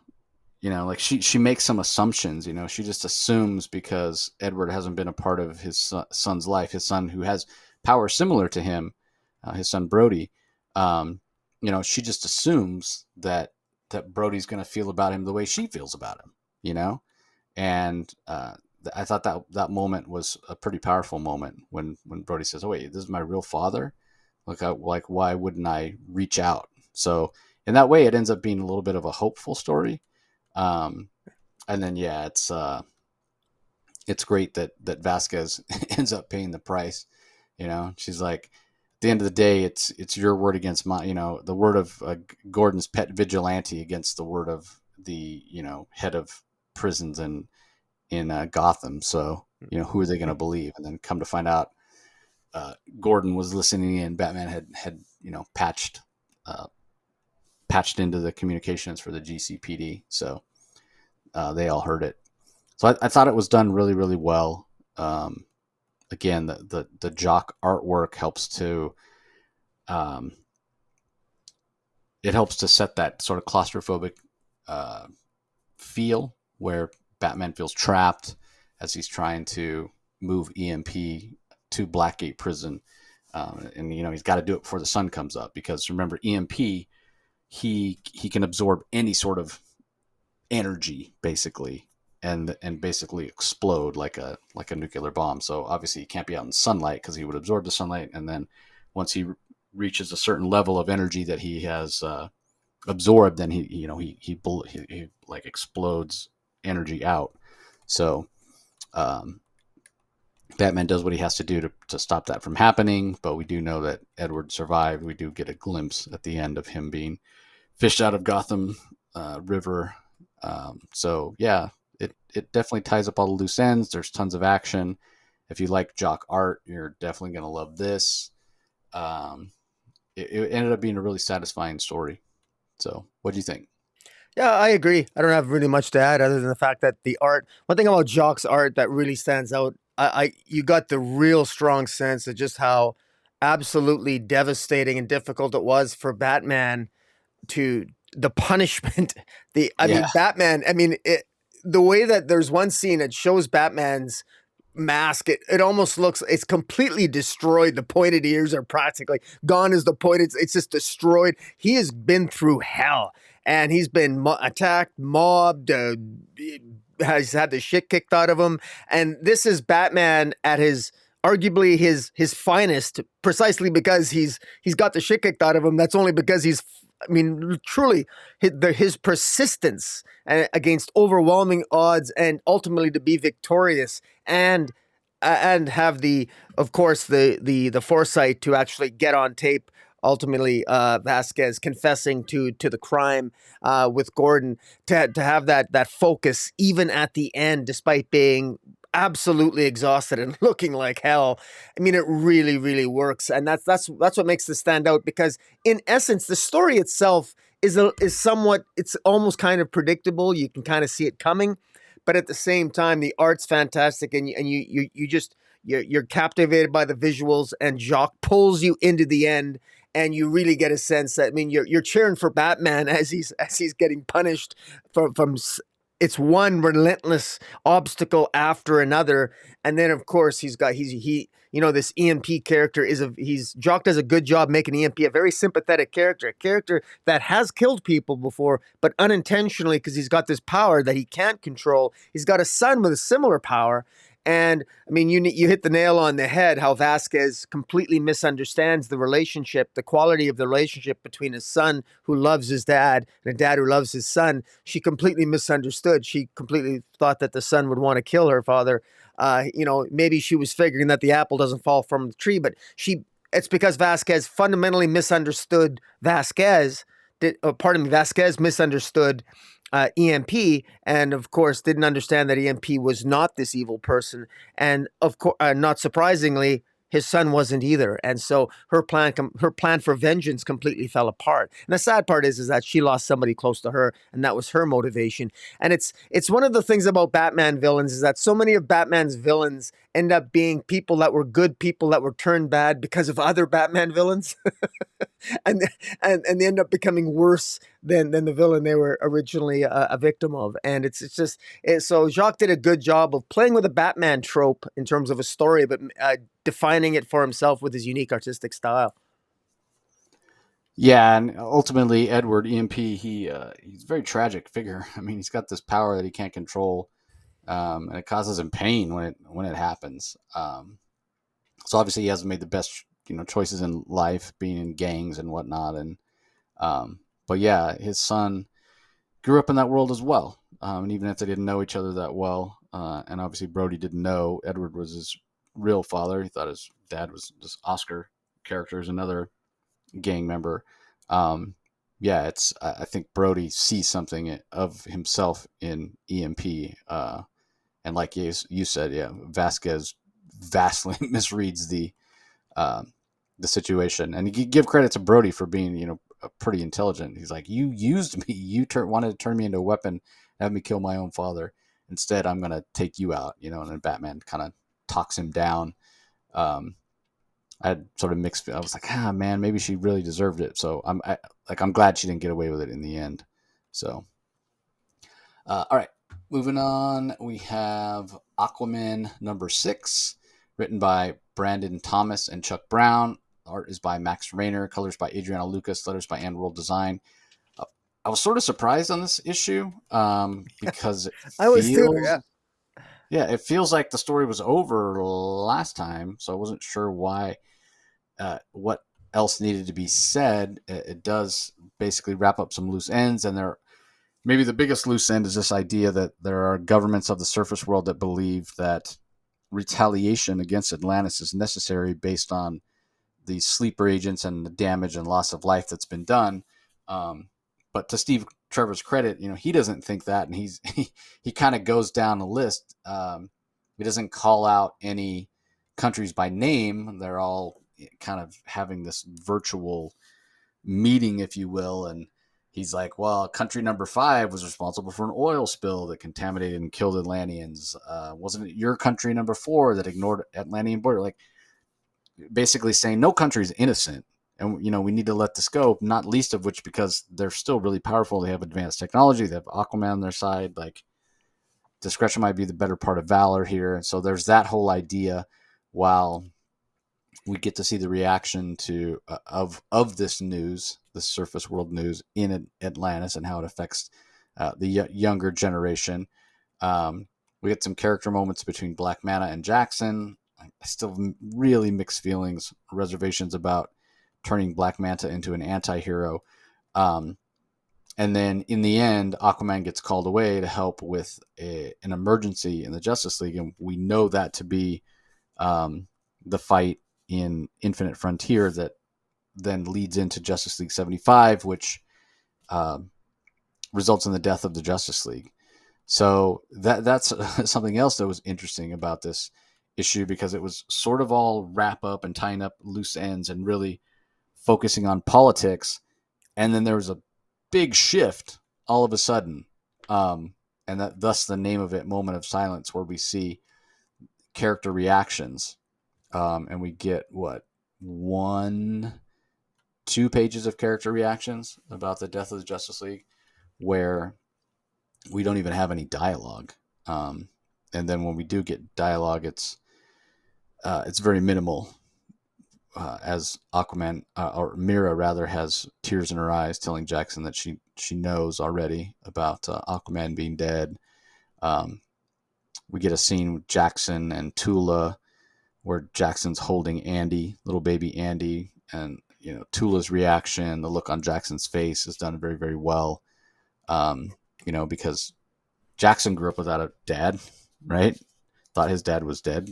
I don't know if that's better than finding out your dad's Black Manta, but obviously he can relate to what he thinks Andy's going to go through, because again, everybody thinks the Justice League is dead. We know the Justice League's not dead,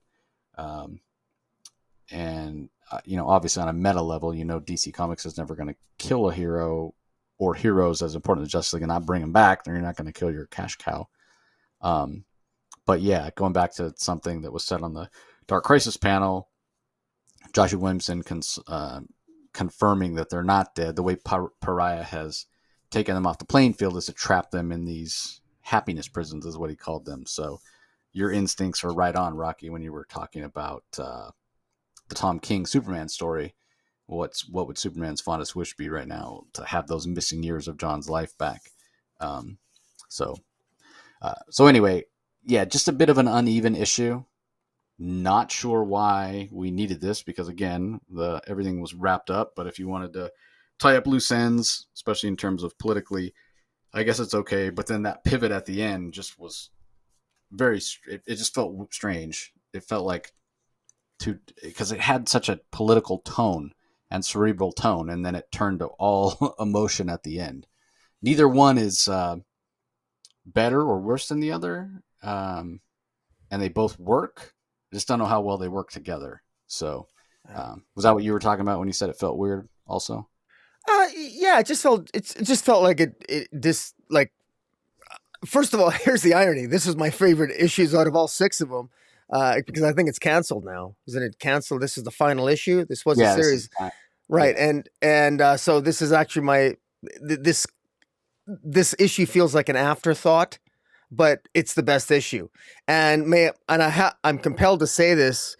Steve Trevor is actually useful in this comic book. He has more agency in a random issue of Aquaman than he does in the pages of Wonder Woman, where he's fighting vile milk drinkers.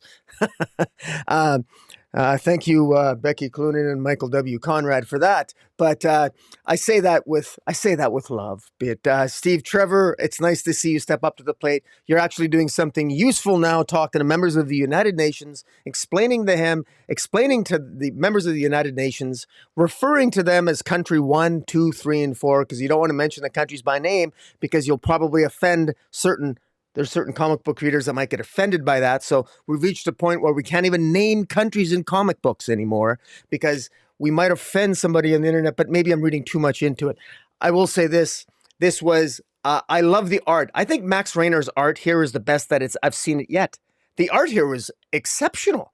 There was art here. I actually even enjoyed. I mean, there's even like a. It looks like a fish school bus. It's shaped like a fish, and all the Atlantean children are on the school bus, and they're watching TV on their little iPads. So Atlantean children have iPads in their fish school bus as they're being taken off to school, delivered to school. Hoping that the rest of the world isn't going to hold Atlantis's actions against it. And it's really weird. This whole approach that Brandon Thomas and Chuck Brown as co-writers. What were they hoping to get out of this series? Because they did it. I will say this, even though I wasn't a fan of the narrative, I thought it was choppy and it didn't flow very well. They very clearly were trying to try. They did incorporate a lot of the Atlantean characters: the Black Manta, Jackson Hyde, Tula, Garth, Arthur, Mira, Andy. I mean, all the big. I mean, it's right on the cover, and so clearly they thought big. They Unfortunately, the story, I think, for me was just a miss, but. I like how they were thinking, and at least this was a nice homage at the end here to the fact that, well, I mean, Aquaman is dead for about 5 minutes, but overall, I think most people, this was a little bit of a misstep, this series, and I like you. I want Black Manta to be a bad guy. I don't like him as an anti-hero either. It's to me, I mean, this whole anti-hero kick. I mean, I mean. Mind you, I'm also someone who doesn't believe I never bought into the nonsense of the redemption of Superboy Prime, because to me, there are certain things that you can't come back from. And genocide is one of them, but, I mean, that's just me. But, anyways, we shall move on. Yeah, 100%. Up next, we have Batman Fortress #3, written by Gary Whitta. Art is by Derek Robertson. Colors by Diego Rodriguez. Letters by Simon Bolin. I gotta say, before we talk about the book itself, it was kind of funny. I mentioned last time when we reviewed #2 that I know Gary Whitta. He's done some writing for movies and television. I couldn't specifically remember what it was, but I knew it was something big. But so we dropped a review, and Derek Robertson reached out on Twitter. Got a big kick out of the fact that we weren't exactly sure who Gary Whitta was. And again, I remember when it first got announced, I looked up Gary Whitta, and he's done some big things, and then I completely spaced on what it was. So I got to give credit where credit's due. Maybe you guys have heard of this little movie called Rogue One: A Star Wars Story. Yeah, Gary Whitta wrote that.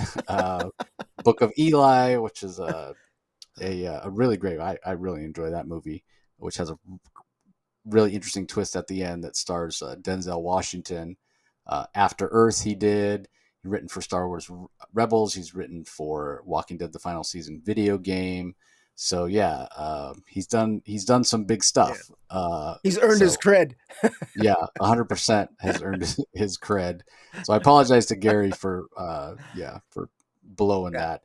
I did not know that, though. I'm glad you told me that, because I will, because you and I have both been defending his work on this title, because I've been enjoying it so far, and it continues with this issue. It's one of the better issues this week, I think.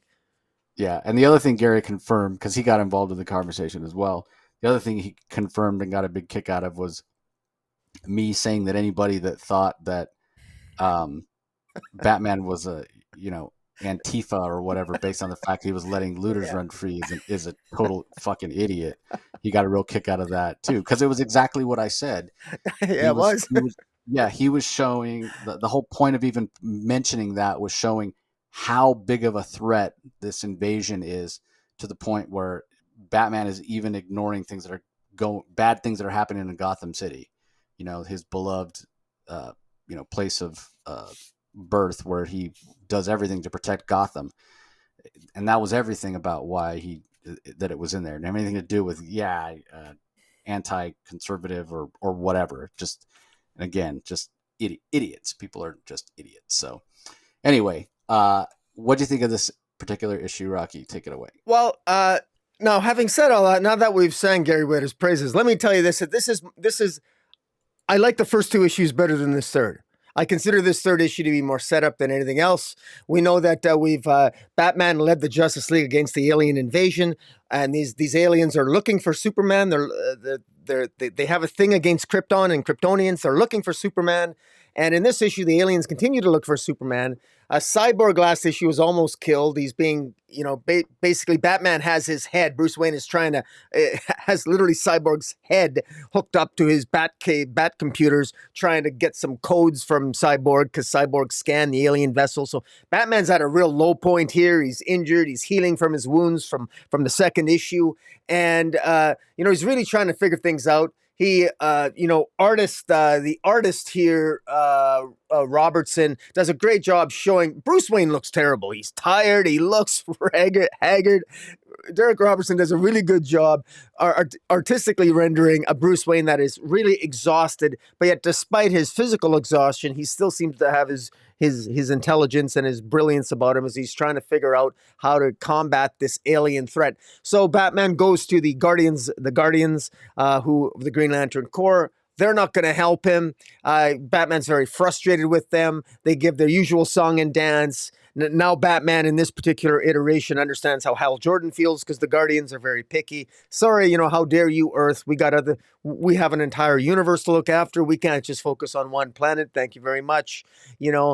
And meanwhile, these aliens continued to look for more things Kryptonian, more things Superman. That leads them to Perry White, to the Daily Planet. Presumably, these aliens have picked up probably the Kryptonian life force residue of Superman in the Daily Planet. Oddly enough, it looks as if Perry White ends up getting, dare I say, killed or turned into sand. I don't know if he's actually really dead or not, but it looks like he's down for the count. And meanwhile, Batman is so desperate that the big plot turning point here is that in this iteration, that Lex Luthor is the president of the United States in this universe. And just to state the obvious, because a lot of people don't pick up on it, I always get a kick out of people who complain that Batman's out of character when this is clearly a Batman that's not in the mainstream universe. Be very careful, and I'm guilty of it too at times. Be careful. We shouldn't accuse this Batman of acting out of character, since this is not the Batman of our mainstream DC universe. So this Batman has gone to Lex Luthor for help as a last resort, who's president of the United States. And there's I love the dialogue here. I think the dialogue's is quite good. Gary Whitta, I think there's humor, there's pathos, there's Batman being Batman. And, he's got to make a deal with Lex Luthor to try to figure out how to take out these aliens. And the fact that these aliens are looking for something to do with Superman, well, that's going to perk Lex Luthor's interests. And I think this worked. Very well. I'm a little bit surprised. I was a little bit surprised by the death of Perry White. I thought that was sort of an odd turn of events. But so I wonder what's going to come of that. I'm really curious to see where Superman is. What happened to Superman? Is he in the Fortress of Solitude? If he's not there, where is he? And is the Justice League going to make a comeback? How did they recover? Because this issue focused mostly on Batman and his attempts to try to talk to the Guardians, and then ultimately Lex Luthor. And then we saw these aliens going around trying to trace the steps, presumably looking for Superman as well. So where is Superman? Is he in hiding? Is Superman preparing? What is he doing? So I think we're asking the right questions here. And this is Gary Whitta's doing a really good job here. And I'm so glad you mentioned that he wrote, or was one of the writers of Star Wars Rogue One. That was an amazing screenplay. And Eli, that Denzel Washington movie, I'm assuming is the one you're referring to, The Book of Eli. Yep. I quite Yep. enjoyed that movie. So, and there was some good misdirection there in that movie, if I Hmm. recall. And Yep. so, all the more reason I even got more confidence as to where this story might be headed. What do you think? Yeah, I don't have a lot to add to what you said. I agree with a lot of it.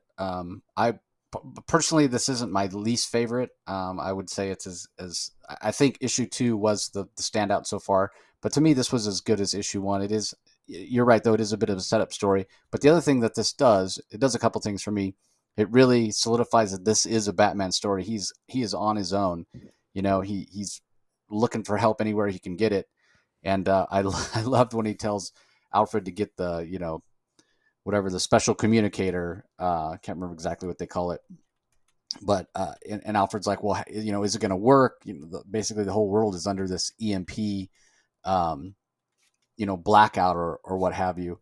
What do they call it? The xenolinguistic translation Yeah. assistance from the computer for the interstellar transceiver function. Um, he's like, it's not a typical radio, uses tachyon particles, blah blah blah. Um, and then when Alfred says, yeah, you're going to need this translation protocol, and Batman says, I don't know. Did we ever teach it to speak uptight space Smurf?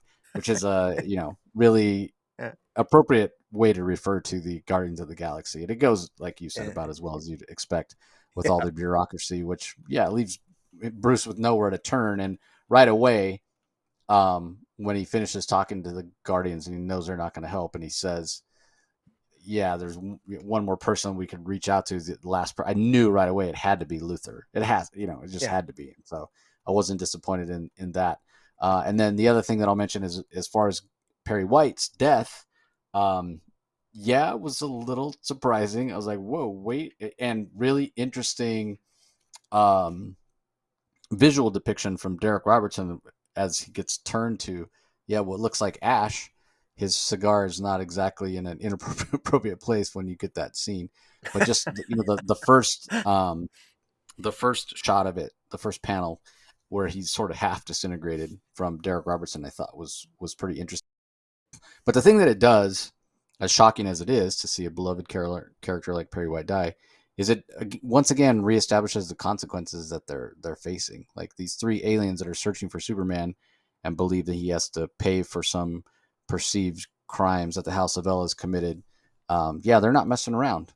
So I think Gary Whitta establishes that really, really well. So yeah, I agree with what you said about him being a talented writer and doing a fantastic job with the dialogue, and love the art by Derek Robertson. So I'm glad that they didn't call this something else, because you could see how it could be, Justice League. They could have called it Justice League Fortress or what have you. Now, granted, Justice League play a big role in issue two, not as much in one. Obviously, they're in various states of either in case of Flash injury or death. Cyborg, same. Others captured inside the alien ship. But no, at its heart, this is a Batman story. And what does Batman do in this situation where the stakes are so far above his power level? That's pretty interesting.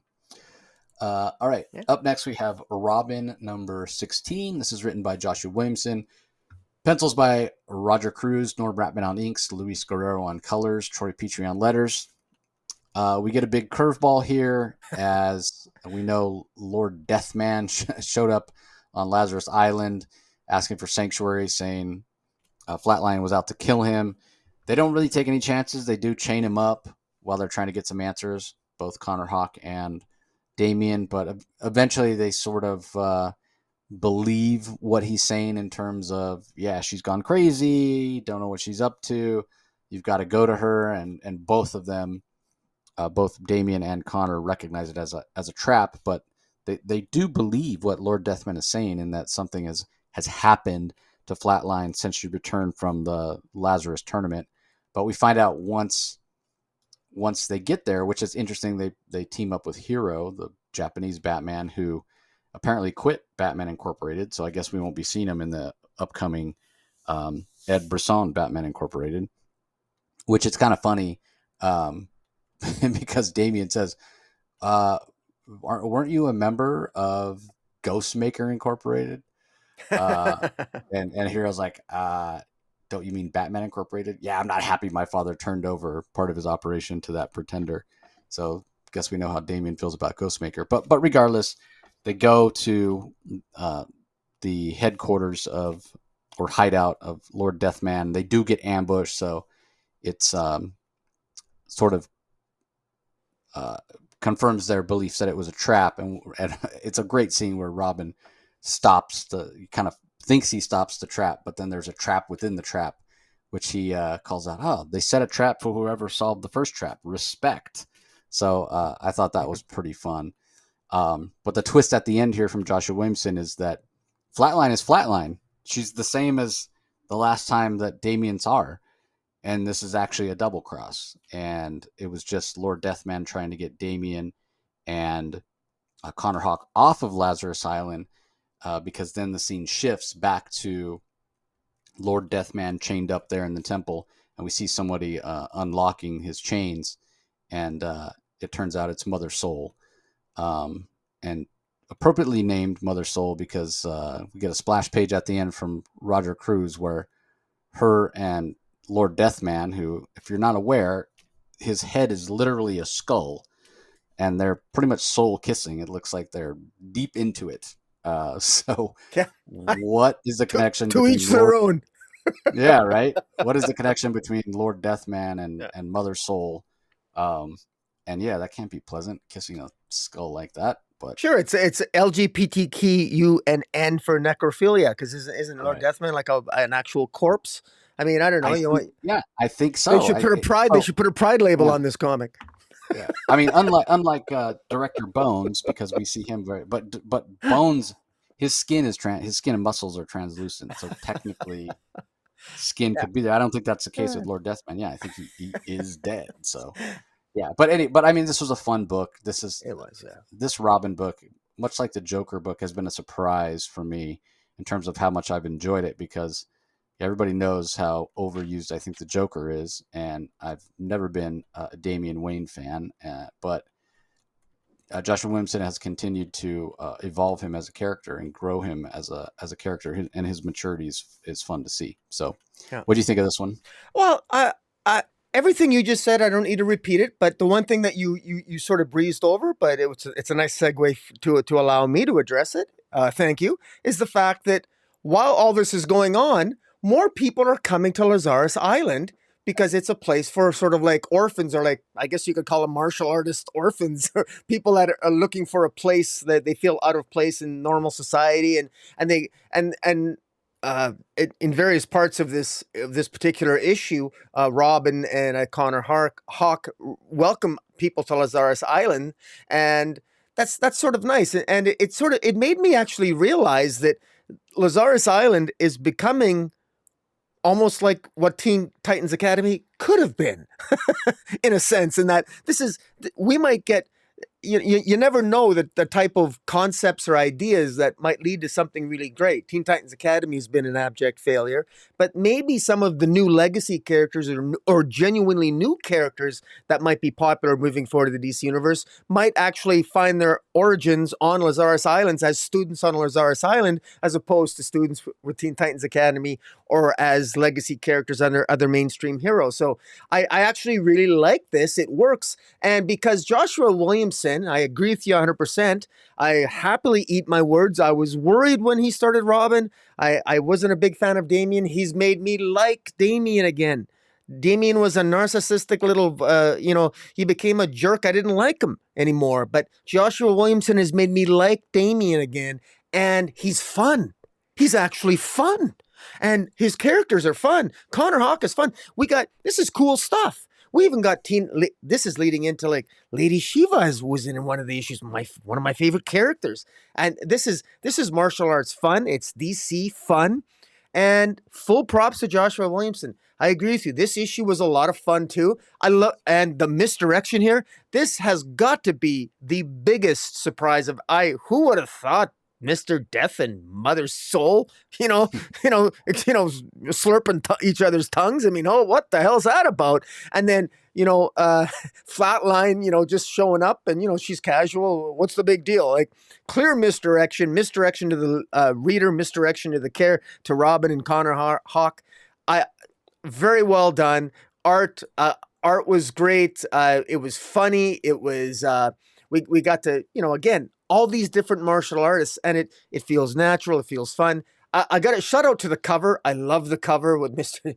Death holding the heart, which this scene never appears in the comic book, the scene that's on the cover, but I assumed looking at the cover that he was actually holding Damien's heart, because originally Flatline took, when Flatline and Damien first met, she ripped Damien's heart out literally, but he was then put in the Lazarus pit and got his heart back, or got one regenerated. So technically Damien's heart is still out there being used for nefarious purposes to create other, I don't know, clones of Damien or something, I think. But in any event, that'll probably see some fruition out or in some future storyline. But a lot of fun. Joshua Williamson, I don't want this series to end, but I know it will, unfortunately. I think it's destined to end in issue 7, next issue, isn't it? Is it? I'm not sure if it's ending. I hope or it doesn't. Or if it's just Joshua Williamson's last issue on the book. Yeah. I don't think I've seen a solicitation past 18. So yeah, it may be done. But yeah, I never would have thought I would miss a Damien book. Yeah. I gotta be honest. Yeah. So yeah, fantastic job. All right, let's move on. Last book we need to talk about, Warworld Revolution Part 3, written by Philip Kennedy Johnson. Art is by Will Conrad and Brent Peoples. Colors by Lee Luffridge. Letters by Dave Sharp. And then we do have the backup, which is also written by Philip Kennedy Johnson. But art there is by David Lapham. Colors by Trish Mulvihill. And letters by Dave Sharp. What'd you think of this one? Same compliments as before. I've been really enjoying what Philip Kennedy Johnson has been doing, building this narrative slowly, ever so slowly moving toward, you can just feel that it's building towards something, that Superman eventually is going to be fighting Mongol, but as he's getting there, he's building up, you can feel the tension rising, the hope building, the Phalosian slaves will slowly at some point likely get their powers back, but there's giant engines that will have to be converted. The red energy, sun energy is going to be converted into yellow energy, but they need John Henry Irons back on Earth to help them with some calculations, and they're communicating with them, and that leads to the backup feature that you read. There's so many weaving parts here. I want to give a shout out to Lucio Perillo on the cover. Absolutely fantastic. Not all his covers have hit with me, but I love the coloring, the darker purple hues in the background of Superman. Superman just looks epic in his classic costume. It just looks really, really good. Death from Below. I love the cover. And just the as far as as far as the story itself, it continues to build on the mythology. One thing that Philip Kennedy Johnson did to really good effect when he wrote The Last God, he's really good at building up his own mythology for the story, and he's very clearly been doing that in this series. It hasn't always hit with everybody, and I think maybe if I've read you correctly, you can correct me if I'm wrong, Jace, that was one of your criticisms, is that maybe it's a little bit too much into the lore and the mythology, and maybe not enough, because it doesn't feel like a traditional Superman story. And of course, Miles, opinions can vary on that. I kind of like that, because it's really building something that I think it feels like a unique Superman story, even though it's sort of retelling the story of Mongol. And we have all the characters are slowly moving into place for one final epic battle with Leah, with Midnighter, with Apollo, and everything, and this orphan character and darling character, and we got origins of all of these characters in previous issues. We've had a lot of build up here. I keep trying to imagine in my mind how awesome it's going to be to own. I hope they do an oversized hardcover of this full War World saga. Because I'm gonna be first in line to pick that sucker up because I really love it. I love the art here. The art's fantastic. I'm not as far as the backup feature deals with Conduit. It feels I don't feel this the backup feature is that I don't feel it's absolutely necessary. The backup feature is called The World Without Clark Kent. Terribly named. It's really got nothing to do with that, really. It just has to do with John Henry Items. Theola, the character, the Phaelosian Theola, is recovering, and they're trying to feed her the appropriate sort of energy from the Genesis fragment, and it ends up that Conduit, that old enemy of Superman from the Triangle days, has returned, and he steals the Genesis fragment, and it ends with Lois Lane, calling in John Kent, Supergirl, etc., all the rest of the Superman family to go after Conduit. So you're going to have sort of an epic confrontation inevitably between what's left of the Superman family on Earth, against Conduit, verse and then Clark Kent Kal-El on Warworld is going to have the Authority and all the powered up Phaelosians do one final battle against Mongol. And I hey man, if you've for those people who have been on board so far, it's the same old, same old. You're gonna love it. And if I don't know if this issue isn't gonna change minds. You've either been with it to this point or you're not. But for myself, I've really been enjoying it. So I'm actually kind of curious. Has your opinion sort of stayed the same kind of lukewarm, or have you gotten on board yet, or what? It's so tough because, like you mentioned, Philip Kennedy Johnson's an incredible world builder, an incredibly talented writer. But yeah, at the end of the day, this feels more like a story for somebody else other than Superman. At least for a lot of the big moments. And I mentioned before, maybe this would have been the story where they could have flipped it, and John Kent goes out, and this is how he earns the right to be called Superman. And Philip Kennedy Johnson, saw me say that, and pushed back on it, saying there's a specific reason John is where he is and Kal-El's where he is. So we look forward to having him back on the show to talk about that when the time is right. Um, so yeah, it's not the problem is it's with these monthly comics, you're kind of judging on what has come and you don't know the end, as opposed to the writer who knows the end of the story, and the end of the story could completely flip it around for me where I really enjoy what's happening. Um, and again, I'm not saying that this isn't an intriguing story, but yeah, throughout I have questioned whether it's a Superman story. And a lot of it for me is just the fact that, he's not wearing his traditional costume. I don't really have a desire to see him in this gladiatorial outfit. I've talked so many times about how the Exile storyline that Roger Stern did back in the late 90s did that to great effect in a much shorter period of time. And so this feels a little derivative of that.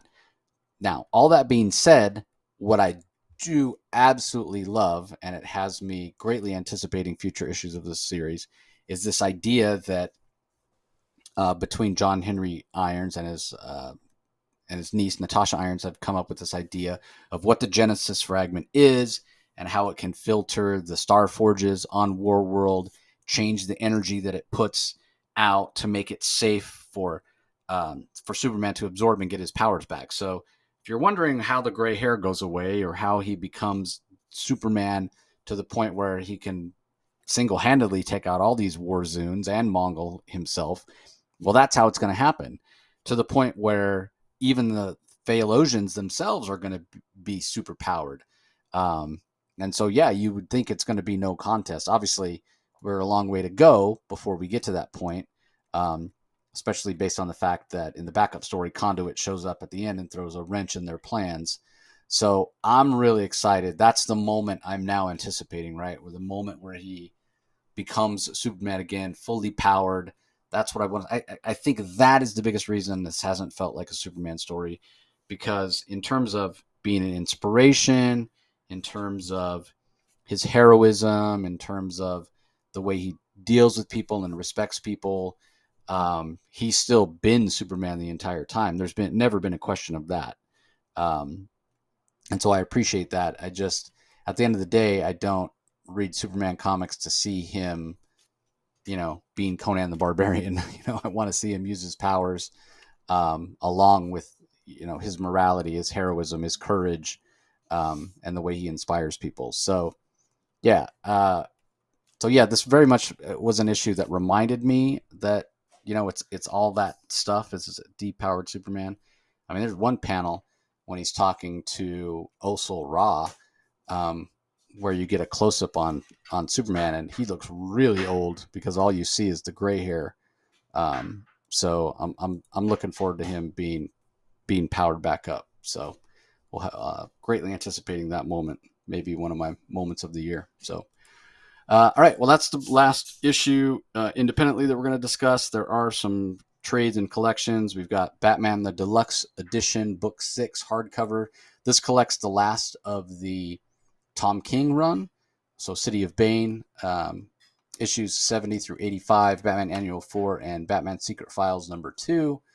We also have The Flash, Volume 16, Wally West Returns. That's the first Jeremy Adams arc on the book. I cannot recommend that highly enough. Suicide Squad Volume 2, Ambushed. That's when Ambush Bug joins the team. Peacemaker leading the whole War for Earth 3 storyline. Tom King's Supergirl Woman of Tomorrow trade paperback, which collects that series, which was really great.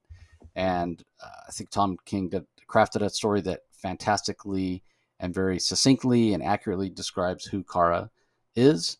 And then finally, Zatanna, the Jewel of Gravesend trade paperback, which is a new story by, I believe it's pronounced Alice Arden. The art is by Jacqueline De Leon. This is a book that's in DC's YA line. So that looks interesting as well. So that's it for this episode. That's it for the DC books this week.